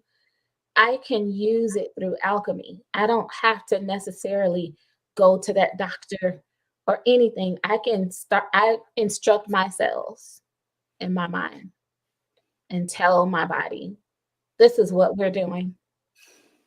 I've been doing that with my teeth. That's why when people ask me how long the braces are gonna be on, I'm like, "I'm Yeah. not giving you a number." I'm Yeah. not having other people manifest a constraint that's Eh, longer than what I expect it to be. Thank you. That's what I love that. And I've I've been always instructing my been that teeth. way. I think it feels like they moved, like, the week that before I put them on, that they were, like, marching orders. I've always been that way. And that's why I know I always had a hard time in my religion because when they would try to put constraints on me and I would be in trouble, I stayed in that back room. I'm always in the back room. That's what they call it when you have to go back there with the body of elders. And I'm always back there. And every time I don't get me wrong, I was very respectful because despite the religion, I have a like immeasurable amount of respect for my creator. My attachment to my creator is there is no separation, you know? So whenever I was back there, I would, because I was taught to believe that, this body of elders is being used by God, so that I would try to give them a measure of respect. But in my mind, still, my connection was to God, and I wasn't necessarily, it was almost like I was, in a sense, kind of blocking out the middleman, even though they were there trying to do their jobs. And they could sense that, they can feel that, because even though people don't know they're psychic, they can read your energy. And they didn't like me because it made them feel like I was usurping their authority, Wow. because they knew that she doesn't need us. She's sitting here, she's saying all the right things, she has all the answers before we can give them to her. She's saying what scriptures we're going to read before we can say we're going to read them, and she already knows. And she really, like, why are we here? And I feel like, why am I here? Get me out of here, I got better things to do with my time. And they're like, that's it, you're out. So like I was always, like I was expelled twice. I was in another state 3 or 4 times that they call like reproved before they expel you. I got so tired of playing that game. And now I know why. It feels good to finally know why. I think you're saying something in that context that it relates back to the kind of people that I was talking to this week for their Yeah. services. I remember being like 16, homesick, so I was watching the morning show stuff. Oh, yeah. And the morning commercials for people who are home at like 8 AM is Yes. like, "Is there something in the way of you getting your high school diploma?" Yeah. And I remember that commercial because I remember being very angry and being like, "Yeah, I'm 16." And this idea that I had to wait 2 more years Yeah. to let it play out in the traditional or the Mhm. accepted form, the common format. Uh-huh. And it's like, I don't have patience for reading anymore. Mhm. I mean, I am reading this book very, very slowly. Mhm. I'm enjoying it, Mhm. and I'm making it something fun. And Mhm. I was an avid reader growing up. Yeah, My I daughters can are avid tell. readers. My husband reads. Mhm. The reason that I read was escapism, Really? and I think also entertainment, like, Yeah. it was a crutch to my own manifestation. I will Mhm. step into a world that someone else has manifested, Oh, okay. okay? Okay. And so when I hear that I'm interested in day trading and having this fun, Yes. I don't want to do I'm the so research excited. because I believe there's a way to do it that's not doing the research, you know I'm what I mean? so Like, excited right now. I don't wanna dig in for days and days on web articles. I want one We person. will not. Yeah, exactly. Trust me. Like, we are going to catapult Okay. so hard, fast, and far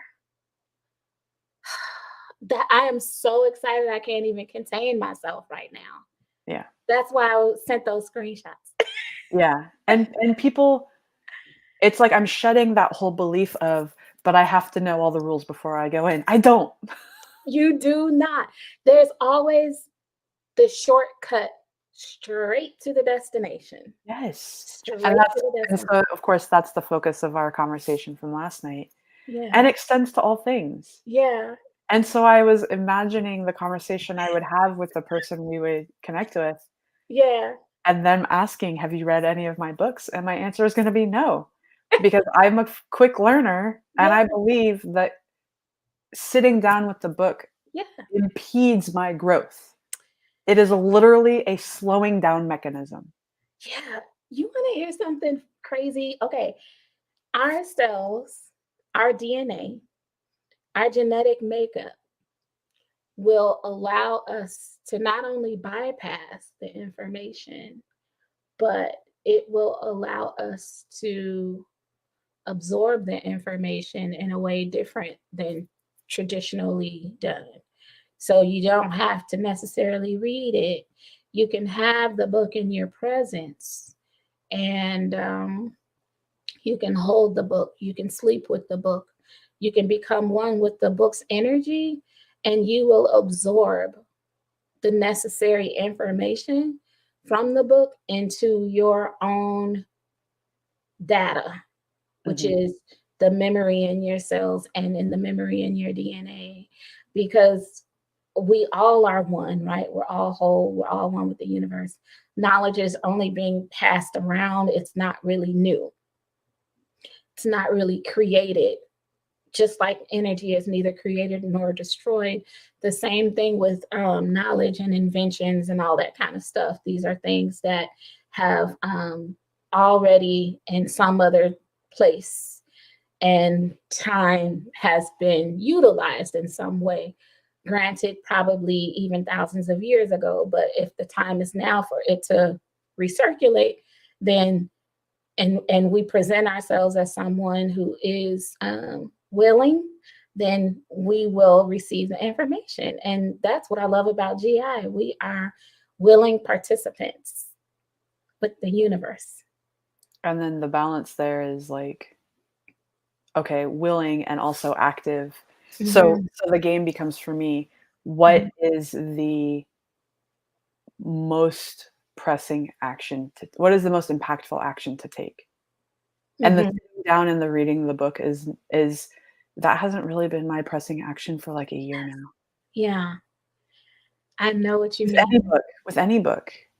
That is so interesting because I can tell that you were an avid reader. I saw you as that. Like that's what you came off to me as. And I know that to be one of your strengths. It's very impressive. And I noticed that you can read very fast. I'd be like, dang, that girl just I just sent that picture in my notes. She's already replied a whole paragraph. Me, I'm sitting there, the dog said no. But Yeah, it's but it's about here's what it is, and it started on airplanes. okay. I always take a book on an airplane, Yeah. and this past trip with my dad last 2 weeks ago was the first time I Yeah. had actually read on an airplane in probably 8 years. Really? There is something about just wanting to be in my own space and not a waiting way Yeah. that is, like, being asked of me on an airplane. Gotcha. It's like the Because child who doesn't like the car to stop at the stoplight. They want to keep moving. They get maybe agitated. maybe, well, and I'm aware and even okay, even when I was in my PhD program, there Mhm, was and I was in cognitive psychology, there mhm, was a whole branch of psychology called, um well, they call them action and perception, but mhm, they were talking about things from a research and psychology perspective, like your brainwave synchronizes in the same patterns when you're reading a book as to the mhm. person who wrote the book, right? Basically Really? tapping into the energy, and that's what they talked about, and I don't remember if they proved that at a scientific level, but they would call it coupling and No, that does oscillations. make sense, It whether totally they makes sense. proved it or not. Yeah, and so they would be like 2 people engaged in the same activity would Mhm, synchronize mhm, their brainwaves because they're in the same activity, right? mhm, And so that has always kind of like how we, like watching shows or movies or listening to music, we would choose certain ones based on the energy we want to experience. mhm. It is even that much more true to me for books Yeah. because the books can happen in a sneaky way Mhm. where I end up in a mindset that isn't where I want to be. Yeah.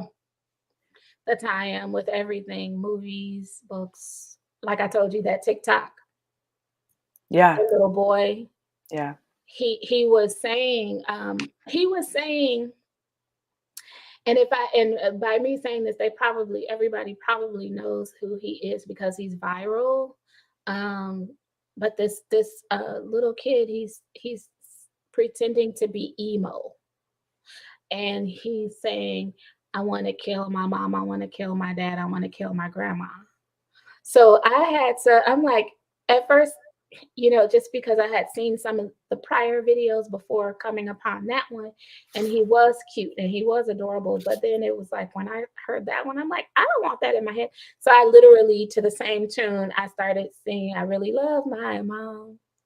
I really love my dad. I really love my grandma." And I kept listening to it over and over and over again because I'm like, I need this kid out of my head. He's in my head. Like they say on there, living rent free in your head. Like you need the tune of what's going to be, you know, helpful for you and what's going to serve you, not something that's going to leave you at a disadvantage or be detrimental to your purpose. Yeah. So I find myself in the same situations, with books, with songs. I've gotten out of that habit a lot more with certain things, but I definitely need to be more mindful at all times. Just like I said, I want to be more mindful with my word choices. And when you sing that kid's words, I have actually heard it. Yeah. I heard it overlaid on another TikTok, and I didn't realize Yeah. that's what it was. Yeah. And I'm like, why are they? That's not funny. And I think that they created a song out of it just because it went so viral because his uncle is an actual recording artist, and his uncle is even dating a recording artist who is Mm. the Little Black Mermaid. Oh, Yeah, her Chloe is her name or something like that. So anyway, they're in other words, they're almost a household name, pretty much, which is why TikTok is allowing that to circulate. And I don't think that that's something that needs to be in people's subconscious minds, especially children. Just you even know, if he was doing it as a joke, it's still not. the way that you're talking about that, so I've been having some conversations with the girls, open to the fact that they might choose to go to school in the future and that that's okay. Mhm. Mhm. Um, I and love setting that. up their expectations about what teenage life and peer pressure could be Yeah. in a way that other people don't talk about it. And here's what I mean. Mhm. I talk to them and I check in because I don't think they have the awareness. And I tell them that they have a better relationship with their parents than 95% of people their age. Mhm. And so we talk about, why do you think a teenager would get attitude and become disrespectful and push away from their parents? Like Mhm. what needs do you think they weren't having met their entire life that when they become a teenager they finally say, "You know what? Enough is enough." Mhm. And then it's, do you feel like your needs are being met? Mhm. You're already, we talk to you, we respect you, we include you. You don't have a need. Yeah. And when you get around people that say, "I hate my mom and I hate my dad," Yeah. do you actually feel that way? Mhm.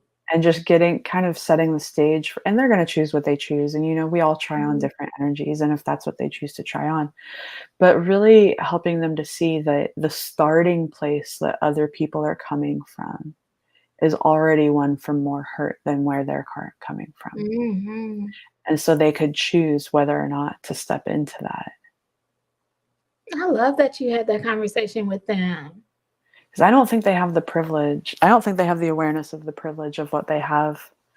I mean, from many different ways, and that's an ongoing conversation, and particularly from a relationship-based privilege that they have. Mhm. Maybe the only way they would know it is through, like, sitcoms or movies that other Well, teenagers. I'm gonna tell you an update. Uh-huh. So, right around the time those messages came through for us Mhm. last night, Yeah. here it goes again with the waterworks. Yeah. I know. I'm feeling that way too. Um, the nature of the course that I will be teaching with them is gaining clarity, Okay.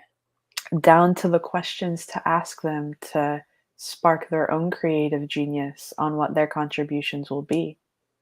Oh, So, um, you they are know, so blessed. asking them, what do we do better than the parent and child relationships in the books that you've read, in the shows that Mm. you've watched? What changes in our family have we made that you really like? What do you feel like an expert about in our family relationships? Mm. What do you wish every family did that we do? What was really helpful for you to feel included as someone in the family with your own perspective? What Mhm. do you want us to improve in our family? Yeah. What do you want parents to know? And so the idea here is really to have them lean into the gratitude from a perspective of, my daughters were surprised to hear that some people have bad body image. Oh, really? So these reflections, Oh, and because they've read so many books and they've mhm, watched so many shows, I mhm, was able to ask my daughter last night, I said, "Have you ever seen a character that is smart and beautiful mhm, and nice mhm, and well liked and successful?" Because you and I know most characters have a couple of those, and then they have yeah, some struggle traits. They're nice and popular, but they're popular, but they're jerks, or they're yeah, smart, but no one likes them.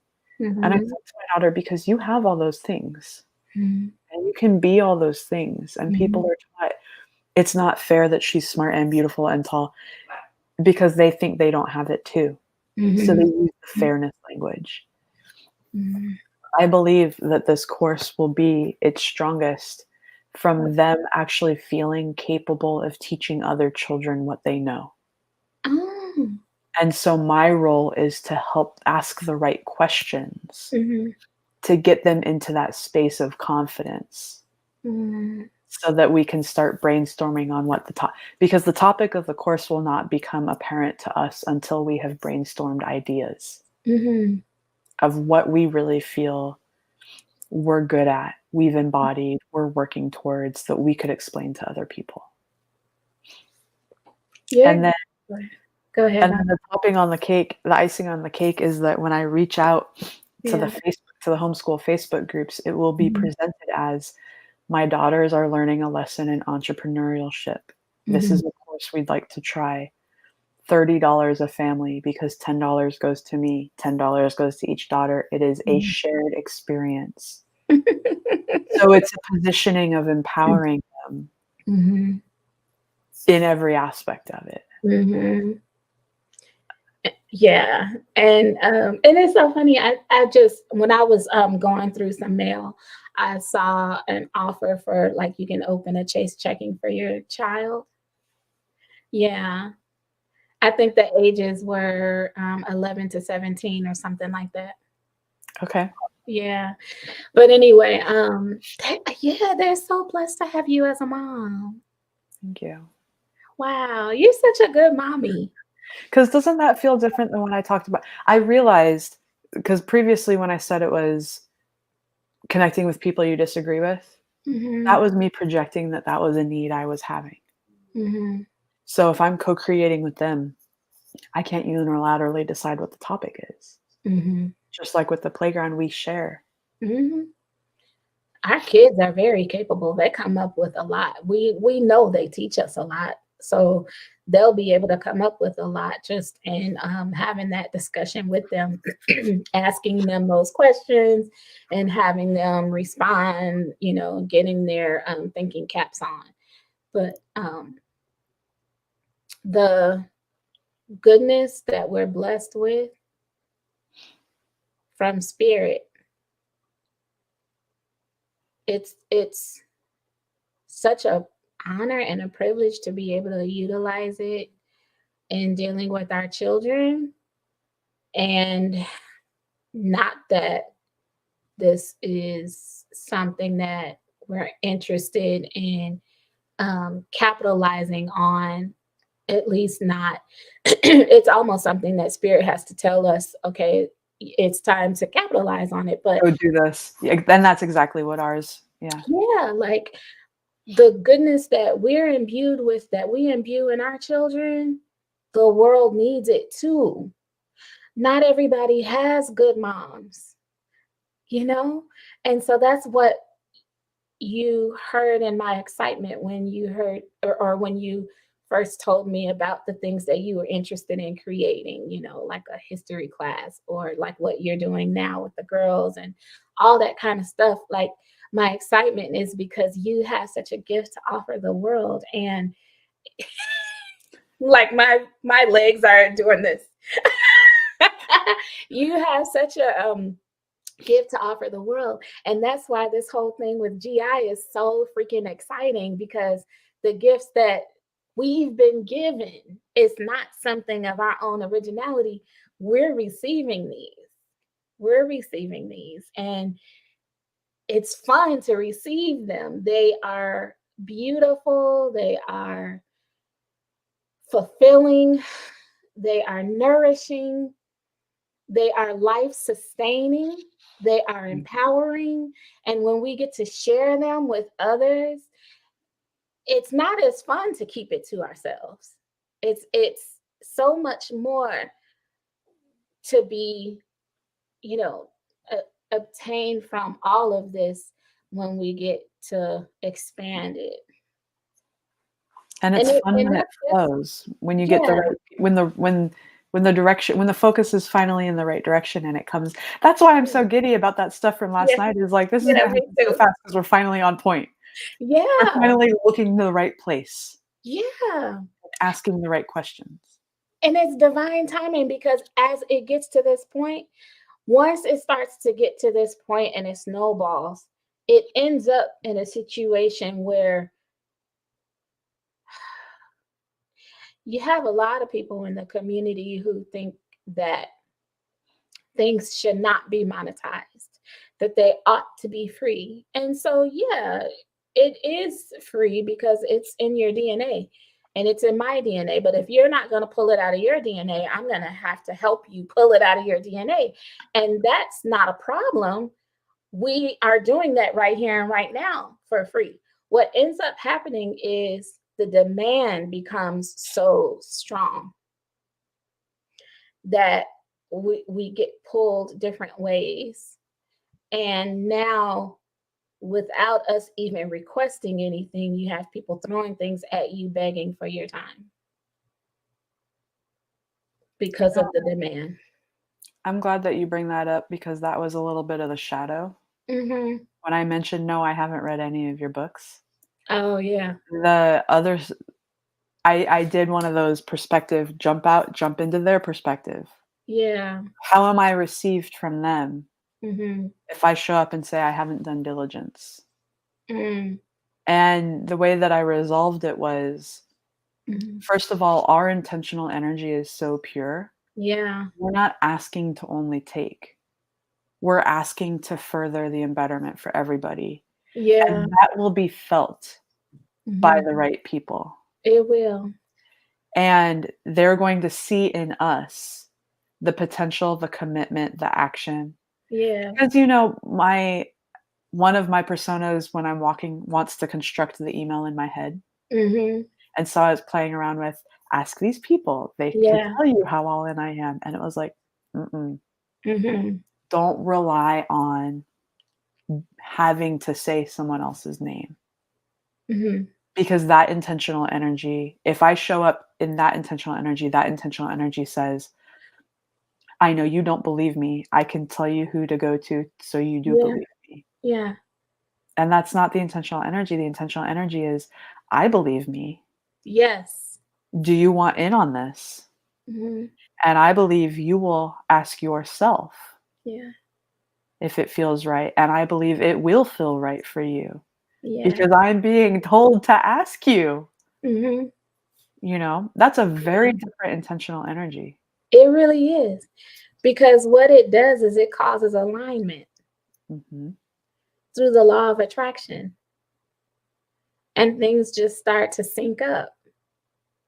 And even to like, it's so funny to me in my growth that you're the one that is going to reach out Yeah. because, and I'm going to speak so lovingly here of Yeah. versions of me. Mhm. That's okay. I used I the best tools that I had meant that I used to need to see the outcome. Show me Mhm. the email you sent. Did you send it yet? Oh, yeah, yeah, Because those were the only cues I was listening to. I was yeah, listening to cues, and those were the yeah. quality of the cues I needed. Oh, Oh, I love how I use that language speaking about myself. yeah. That was loving. That Yeah, it wasn't is. judging. That wasn't judging, that was loving. Mhm. And now I have more cues to listen to. Yeah, So it's fun for me to practice the trust of you reach out, you know the intentional energy, you'll yeah. feel when it feels right, and I trust that you will do it. I wanna play something for you. Okay. I recorded this from JR.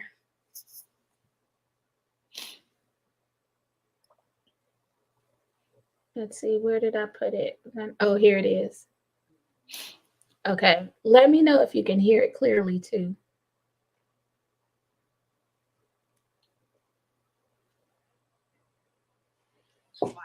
Test it out. Next time, first create a definite achievement. And next time you experience any indecision, make a statement like this to your subconscious mind. Say, subconscious mind, I realize that you are connected to the source of all knowledge, information via the superconscious, infinite intelligence. You have access to this information. You also are a repository of all experiences that I've had in my life. I'm faced with a decision right now. Give me the exact insight, perspective, hunch on what I need to do, and I will act with calm faith and take that action. And right then and there, give it a few moments, a hunch will show up, an inspiration will show up. And sometimes it might not make any sense, but that's how the subconscious mind works. That's how the superconscious mind works, because I mentioned this earlier. Most of our knowledge and wisdom that exists via the five senses is 1%. 99% exists in the sixth sense, so you have to trust whatever is being received. Take a slight right. Sorry. Your voice. It's the right thing to do, and take action on it, and then see what happens. The timing of I that. know. I said it was part, it has to be part of. So I'm like, okay, when do I take a slight right in all this? I like that because Yeah. it's a slight, and because here's what my mind does, Yeah. and it was, like, perfect for me. My mind does, Yeah. "Wait for the random thing, it's gonna be that big thing over there." Yeah. And it's literally like, Yeah. "T-shirt, not tank top today." That's all. But wasn't that amazing what he said? Yeah. And I love how he told us to trust um, that our superconscious mind knows the repository of experiences that we have. That is like this guy, I love the way he articulates the way we operate as humans. Well, it's like, it's I see that as, like, offloading the computational, uh, requirement. Hmm. Instead of taking it all in and assuming it has to be here, Hmm. like, I'm giving you the data, Yeah. you integrate it for me. Hmm. I'm making this choice, so I am a participant in this. Hmm. I'm not being lazy in any There way, we go. and you give it back and I'll receive it. Hmm. He's talking to, he's referring to us talking to our higher selves. Mhm. We're talking to that version of ourselves, that super conscious mind that is included with all information in the universe. Akasha energy. You know what I did last night? Hmm. And this is my new favorite way to fall asleep Uh-huh. or to reground. Okay. It's so funny because it's a breathing comment I'm gonna say. Uh, Um, the 4 by 4 square breathing. mhm, I am what am I I'm breathing in the exact frequency that every energy in my being needs. Now, mm, I don't say cells because we know our being is beyond the physical body. I'm bringing in the exact frequency that every energy aspect of my being needs. mhm. and I am breathing out to align all of those aspects with this dimension I'm integrating. Mhm. So when I was falling asleep, it was to align it with the dimension of what we talked about last night. Mhm. And in my audio recording that I fall asleep to every night, I include all of my spirit team, which is Yeah. still part of me. Yes. So They're ancestors, receiving it too. God, archangels, um, who else did I say? So you're replenishing all of you together, or you're asking for Mhm. their support? But like all inclusive, That's all of new the for above, me. because That's it's new for all the me. same. Like we're all the same. I like that. Yeah, it's like different versions of us and different frequencies and higher levels of us, which is why God is in us. So, do you remember that book where it was a book I had read, the last book I slowly read Uh-huh. about what Jesus taught in secret? Oh, okay. I don't That remember. was a year ago when I sent all those screenshots to you. Or no, that Oh, was August. really? No, that was August. I don't remember when it was. What Jesus said in secret? Yeah, I must have forgotten. it was a year ago. Wow, that's a trip. Because I took it to the Heartland after that to show it to you. Did you? Was it That was a long time. remind me of what was said a little bit or some of the What it was focusing on the language and the hidden meanings of the language of the teachings. So, like, group oh, prayer is sending the mana, is sending the honey up to the higher self. okay. Yeah, yeah. And he had a section where he talked about the life cycles of Mhm, of growth, and the eventual enlightenment is that you piece up with your so if you're feminine energy, you piece up with your masculine energy and you become a mhm, higher self. mhm, And that was new to me, this idea that, like, part of the journey is to become a higher self. mhm. And then I had this epiphany a couple days ago, Uh-huh. because at first I was like, "Who do I become a higher self for?" Who do you Yeah. think you become a higher self for? You become that higher self of yourself Mhm, for the track that has just started to play. mhm. Mm, A yeah. complete cycle. Yeah. Wow. Um, I don't know why this how am I making this connection? This information that's coming to the fore for me right now. Maybe it's because you talked about feminine and masculine energy. I don't know. This is I'm not gonna call it a strange download because they're all from spirit. So anyway, um, I am recalling information that is circulating about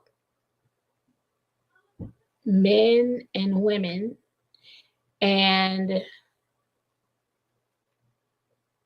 women are more powerful in the spirit realm. That's where our power is endowed, our strength. And the woman that I heard say this, she said women would never use their power over men.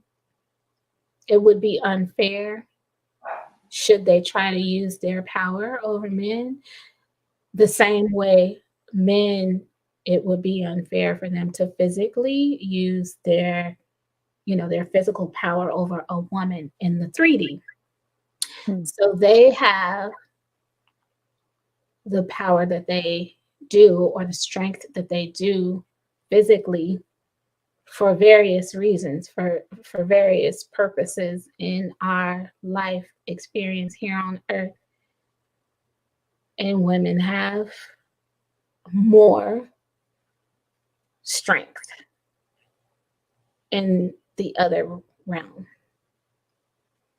My computer glitched when you were doing that. My computer never glitches. It Really? blinked. Yeah. And it's like learning how to consolidate Mhm.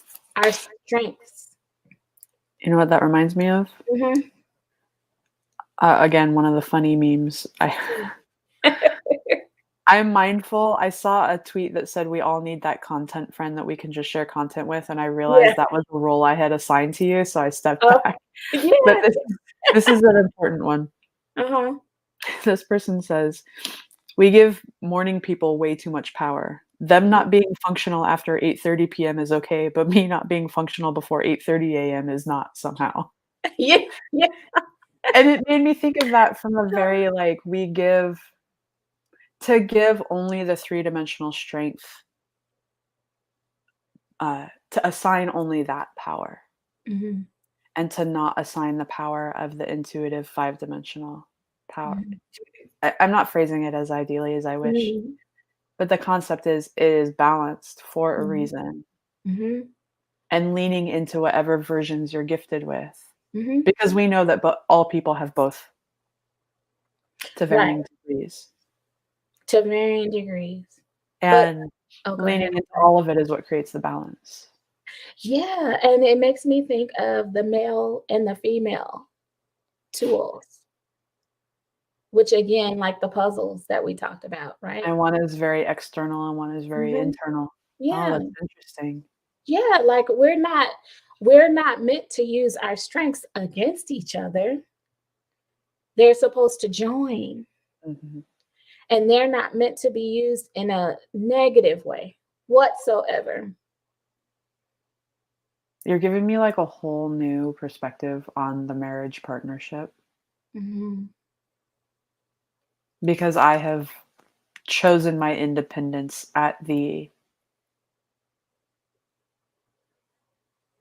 in an unbalanced way, Mhm.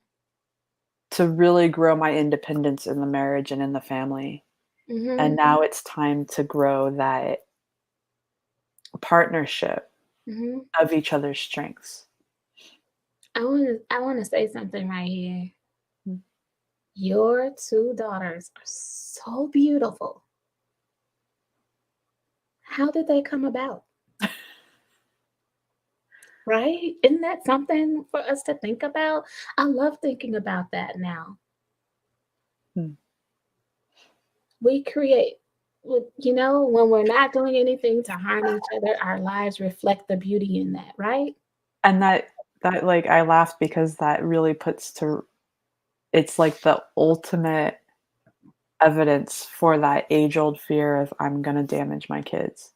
Mm. Right? That age-old mother fear of how are they Yeah, gonna we always mhm, and basically looking at how have they turned out now. mhm, imposter syndrome as a mom. But looking at how have they turned out now, look at all the Yeah. strengths they have now. It means things are being done Ugh, well. perfectly, Mhm. absolutely perfectly. I like that. Thank So perfect, strong, powerful, loving, harmonious, and happy. Yeah. Ugh. So you figure out so what if I feel like this is a good sequencing. We'll Sure. do our entrepreneurial experiment, Yeah. and then we will have some cash flow, Mhm. and then we will share that cash flow with your son with his entrepreneurial experiment, Mhm. and he can educate us. Yes. And depending on what the sequence of events, which one falls into place first, is still like, if it just so happens that his thing kicks off first, we're going to use that also to help this venture. Mhm. Yeah, because this is how this is part of our just who we are, what we're doing, what we're building. It is my life, you know? It's Yeah. my life. So I'm just excited at how it all fell together. Um,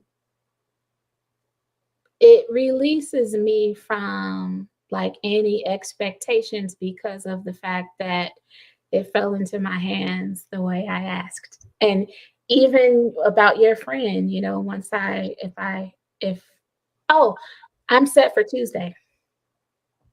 So, we'll see how that conversation goes, but it fell into my hands when I asked. As a matter of fact, that clip that I played for you from JR, Mhm. I've been doing that Hmm. and it's been working. And then, Send it to me offline. Can you put it in the chat? sure, um, most recently, I did it before I went to bed last night, and the hunch that came up was someone that we had discussed, and that they have a need, and that the need that they have may or may not be fulfilled by me, but I can tell them how they can get it fulfilled. Hmm. And so that was the hunch that came up. So who knows how that's going to play into it, but that was my next step. That was my next step. So that is something that is, yeah, a direct result of, talking to the superconscious mind, along with everything else that we were vibing high about the other day, 2 days ago. That was only last night. Was it last night? That's how fast things are moving, because it feels like it was further away. Really? Or Oh, no, no. night before last. Oh, you're right, you're right. It did start 2 nights ago. You're right. Yeah, We just yeah. also touched base last night. No, but it really is feeling like what you said. I've had where it feels so like the quantum leaps are so like instantaneous that it makes me forget where I am in the point of time. You know what happened is that when my dad and I went, my mom was driving me and my dad to the airport, Uh-huh. and there's some construction going, and so my dad was saying that a path that he had taken, Okay. and he said, "Yeah, when I took Clint and girls to when he said when I dropped off Clint and the girls, Uh-huh. and that has not happened yet for my family." He Oh, actually really? meant to say my brother and his kids. Oh, that's so cute. I love that. And That doesn't not happen. only has it not happened yet, I paused and I went, Yeah. "Where are we in this timeline? Has that already happened? No, wait, I Right. don't." Like, it was a certainty that it will be happening, Mhm. travel plans that we have, Mhm. and it was just so fun to be like, you know how sometimes you forget, like, a celebrity has passed and you're like, "Oh, wait, they're dead? I had forgotten." Yeah. I was, like, in that space, is like, "Oh, wait, Mhm. have they done that already?" Right. It's obviously your dad said that before you made that appointment in that quaint little town. Mhm, Yeah. So you're ready mhm, because it happened. mhm. Yeah. You know how they say there's nothing new in the scheme of things, and those movies always show uh not just jumps ahead but leaps back. Leaps Mm, back and jumps ahead. And they don't always happen in sequential order when you're watching the film. that's a good point. That's a really good point. Yep. How Yeah. does this feel different? I know how it feels different for me, and I'm happy to share. Uh-huh. Um, uh, if you're open to sharing, I'd Sure. like to hear how this feels, like, the Mhm. excitement and what is happening. Yeah. How are you aware of how it feels differently than when we've gotten to those peaks before? Um, gosh, I love that question because I've noticed myself answering that question in my excitement over the past 2 days. Um, I just talked about the timeline jumps ahead and going back in time. I had done some things in my personal space that I had no idea was going to clear a path for some of these things to occur, but they did. Subconsciously, my subconscious had me do it. The superconscious mind had me do it. And it was for the purpose of these things, but I didn't know that that was why it was happening. And then, without me talking about, our personal plans in public, um, I started to it's almost like nesting what a woman does Mm, when the baby is coming. I started nesting. wow. I I love started that. nesting. So Yeah. it's like the actions came before the awareness, so the The awareness is actions. easier to take on because you're like, "Of course, that's what that means." Yeah. So it's building the belief more Mhm. completely. And it's like, if you let's say you're going to walk to the store that is down the block. You're you're you're putting one foot in front of the other. I've been putting one foot in front of the other, even though the 3D world and my 3D senses are telling me that the store is not there yet. It hasn't been built yet. Mm, But I started walking because my internal world shows me in my hologram everything that's there. And after doing what Joseph said and suggested, at least 3 times now, and seeing those things actually happen just like that, I no longer need to see the store there in my 3D world before I start taking steps. Does that answer the question? yeah. Okay. I probably can answer it more, you know, in our chat. I like it. I like what Yeah, you said, yeah. and Like it I helps can me give build my you. belief too, to hear Mhm. the ways that it's more real for you. Yeah, I can tell you like what I literally have been doing rather than telling you that I've been taking steps. I can tell you what those steps are. The reason I've chosen not to name those steps here is for the same reason that I said, um, I realized that there are too many thoughts Mhm.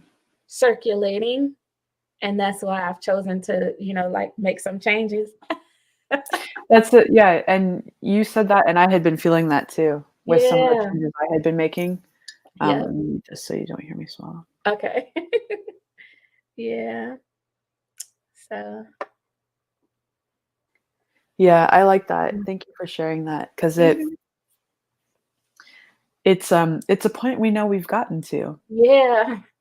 and so there is, like, an intentional awareness of, "What can I do so that it stays here?" Uh-huh. Because I fundamentally think that any of those previous times could be where we are right now. Oh, yeah. I had that same thought. I was like, "We were there, but we weren't ready. We We weren't were ready. there, but we weren't sustaining it. We were there as a like, a precursor to show us what needed to be fixed. We were Not fixed, learning but lessons." we were learning No, lessons. we were. We were Yeah, learning lessons because we could have been there, exactly. but there were lessons that were being learned. Um, we were taking steps to the store, but there was construction.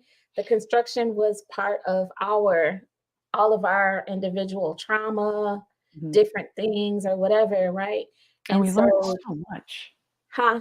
We learned so much. So much. Yeah. Isn't it funny how the things that we're using to get there now is like stuff that we had been using before, but we just had roadblocks. Yeah.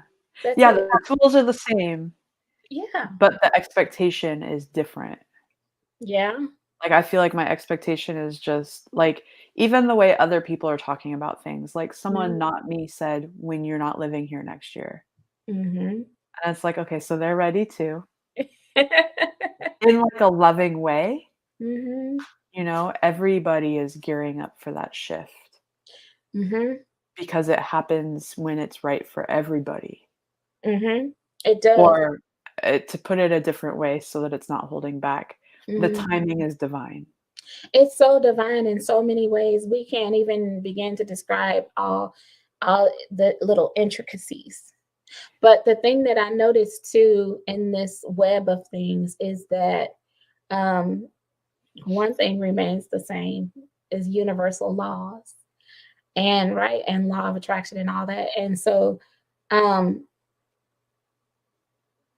when we want it and we stop resisting it, we have it. It's just as simple as that. And when we chase it, we push it away.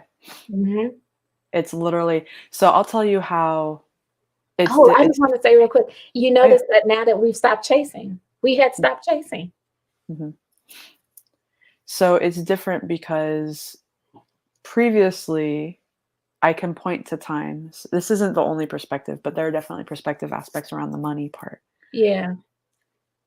When I was acting as if I already had it, Uh-huh. that translated to purchases that were not immediately supported, Oh, okay. meaning the credit card debt is a little bit higher than I want it to be Okay. because I was literally acting as if I Yeah. had. Yeah, yeah, I get it. And that was a fun experience to Yeah. go into. Yeah. It's just And one we now need to have contained in the hologram. I wouldn't even I mean, I love that I did it Yeah. because it freed me up, Okay. and it freed me up in ways to choose things in the 3D that helped me get there. Open that creativity. Yes. And so now the way I'm treating it is like how I talked about the water, being Mhm. resourceful, being prudent. Prudent Mhm. meaning here I'm meaning that word to mean mindful of the Mhm. expenditures Mhm. of any resource Mhm. so that none of it is wasteful. Remember I told you I saw that store and I went in the store? Yeah. So I went in there and I didn't do anything. I told you I didn't do anything. I didn't make any purchases. But it was just mind blowing how that store came to me in a situation very similar to what Joseph said do. And I hadn't heard his rendition of it yet. And I was doing my own rendition of it. And that store came into my hologram. And the very next morning, I look up when I'm having lunch, and there that store is. So I went inside and I created my hologram.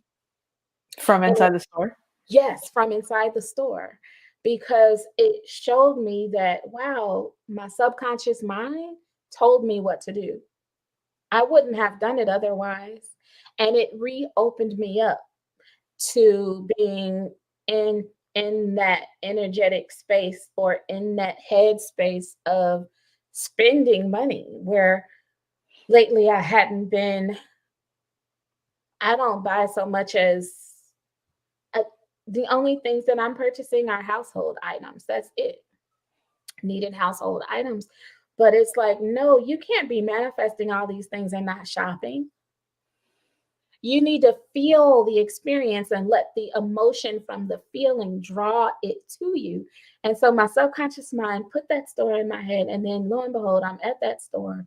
And I know that it's just going to continue to, you know, like all the things that are next, the types of stores, Mhm. which I was literally where that lady tipped me. I was in a high end mall where I dropped her off at a hotel.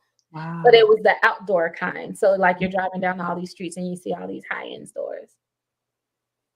And I literally had to park there because for one, I had to catch my breath from the tip she gave me after what had just occurred prior to that. Wow. I pulled over and I'm in front of the and I'm watching and I and it's like it was like being back in Vegas and shopping in those places when I was in Vegas and having the freedom to do that, which was not so long ago. So it's like pull it back in. My subconscious mind is like, here it all is for you to smell it and Mhm. taste it and hear it and see the people and the bustling traffic. Just take it all in right here and right now. And the same way this lady just gave you this astronomical tip, we're going to continue to, we just want you to cuddle money like a teddy bear. I like it. I love that you have a like an anchor of um, a lifestyle to Yeah. return to. For me, Yeah. it's about stepping into, Gotcha. but, and I'll tell you because it ended up that way, and I had to remind my husband, um, there was a program opportunity Uh-huh. a year ago, Mhm. and, I looked at it and I went, "Well, I've enjoyed a lot from these programs so far. Do I want to make this choice Uh-huh. again?" Yeah. And I and then the subconscious said, "You could spend that same amount of money on Mhm. activities for your family Mhm. and build your family experience." Mm. I love DIY. And so I love that. So that so when I say that the credit card purchases are higher than I would like, Mhm. then I reminded myself, had I Mhm. made that choice Mhm. at that moment, Mhm. my credit card balances would be a lot higher Mhm. for activities that were fundamentally only for me.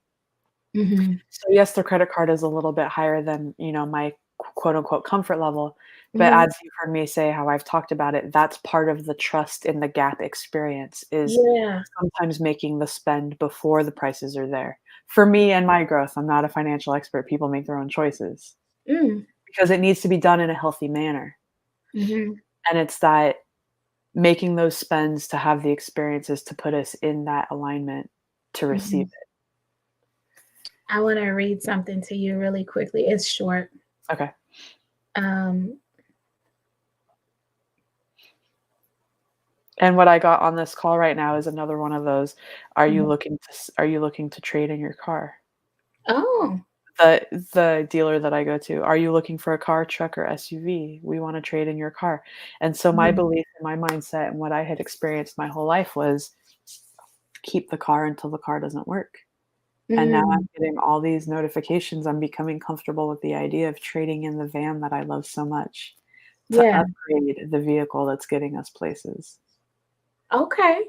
And making the choice when it's the right choice, but these messages are coming in to help me become familiar with that decision and comfortable with that decision Yeah. as a new way of living. Right. I love that, AJ. AJ, I think I might have sent this to you before. What is it? It was a message that I sent to JR. Like I've always been, you and I found that we have that in common that we will not hesitate to reach out to people, right? No matter who they are, no matter who Mhm. they are. They can be A-listers and we will still reach out. That's the other set of emails I keep getting is to resubscribe my IMDb Pro, which is how I had all the contact info for the A-listers. Yeah. So, okay, I said, "Hi, Joseph. I know you don't know me, but my name is July." And then I put in parentheses, or maybe you do, as your background is in IT, LOL. I was implying that he can easily figure out who I am if he wanted to. Yeah. So I said, I sometimes comment on your YouTube videos. Thank you for your teachings. You are epic in all caps. And I hope you will write several books. I plan to get my start turning my YouTube videos on the topic of health into small ebooks. Might be a great idea for your videos too, but more substantial than ebooks, of course. And then I said, "Oh wait, oh this is not even okay." So I said, "Please support me in your thoughts with regard to my future endeavors to write internationally best-selling books and speak publicly on Earth's stage. And thank you for being great." So I sent a picture, but it was too long ago. It was from July. Oh wow, it was on July 4th. Um, and it explained my book, but here is my this is what I explained to him. Let's see, because I actually put it in my notes on my text message, and it felt heavy, so I didn't really finish it. But it's called. Did I ever tell you about it? PTSD of a past life. No. Okay, so it's a Living in the End bestseller. And it is about healing the PTSD associated with the lies that my five senses abusively tell me in the now. That's And your that, title. Wow. well, the whole thing is not the title. The title is PTSD of a past life, Okay. living in the end. That's it. Wow. Yeah. So PTSD of a past life hyphen living in the end. And that's what I'm saying that's a note. It is a bestseller regarding healing PTSD associated with the lies that our five senses abusively tell us. Like, I shouldn't have spent that much. Now my credit card statement is, like, in other words, we do things, and this is the kind of stuff that's in that book, is that we when we do things like that, we want to literally go take a pen or a pencil and go change the statement, the credit card statement, go write in some numbers and change it. The law of revision. So I things. can see that you're going to have a really, really powerfully unique perspective on this. Mhm. It's showing my own experiences, like how I literally used alchemy to change all these things through laws of revision, law of attraction, law of assumption, assuming that that building is there, although I'm taking steps toward it. And in the 3D, it's not there yet, but it's clearly there in the Mhm. fifth dimension. Mhm. And I wasn't even the one who told me that it was there. And I love every it. time I do get instructions from that subconscious, superconscious relationship, it always comes to pass. And it comes to pass when I have calm faith. Mhm. It doesn't come to pass when I'm like anxious. How do I get there? What am I going to do? Like, Right. how do I know? Like, How do what I know I'm not am I- missing a sign? Oh, yeah. that's like the worst. My And ears. what am I to expect in the meantime? And Yeah. like, let it all go and just have calm, relaxing faith that as soon as I arrive, it will have hardened into facts. It will have materialized. Well, and that's like the 3D version of that is expect. So back before I was really into this, and we talk Yeah. about people having gifts. Mhm. There was a running joke among my community that one individual was very skilled at finding parking spots. And that was the joke, was that she has magic. Let her drive Yeah. into the crowded town, crowded city, because she Yeah. will find a parking spot right up front. Yeah. Manifest And the parking spot. and it's exactly, and remember we did that in Sedona when we were going up Yes. to the cathedral and we manifested 3? Yeah, that's right. I was just thinking about that. I'm like, was that us? Was Yeah, that Kay telling me that? That was us. that was us, and it was us, so we manifested 3 and we had a second car, so not only did we get what we Shit. wanted, And because we Kay was expected it. able to park. We didn't walk in and go, "Oh my goodness, it's so crowded. How are we gonna find a spot?" We went, "No, we trust as Yeah. we round this corner even closer to where we wanna be, Yes. And do you that remember it how will we get." were blessed? Mhm, Do you remember the pictures mhm, of the light? mhm, and Like, the people we got to serve the people we got to serve. that took videos of us serving them, yeah, those are gonna come back. That was foreshadowing a lot, wasn't it? Mhm, and it was It me was and you. happening. Of the group, it was me and you. Yeah.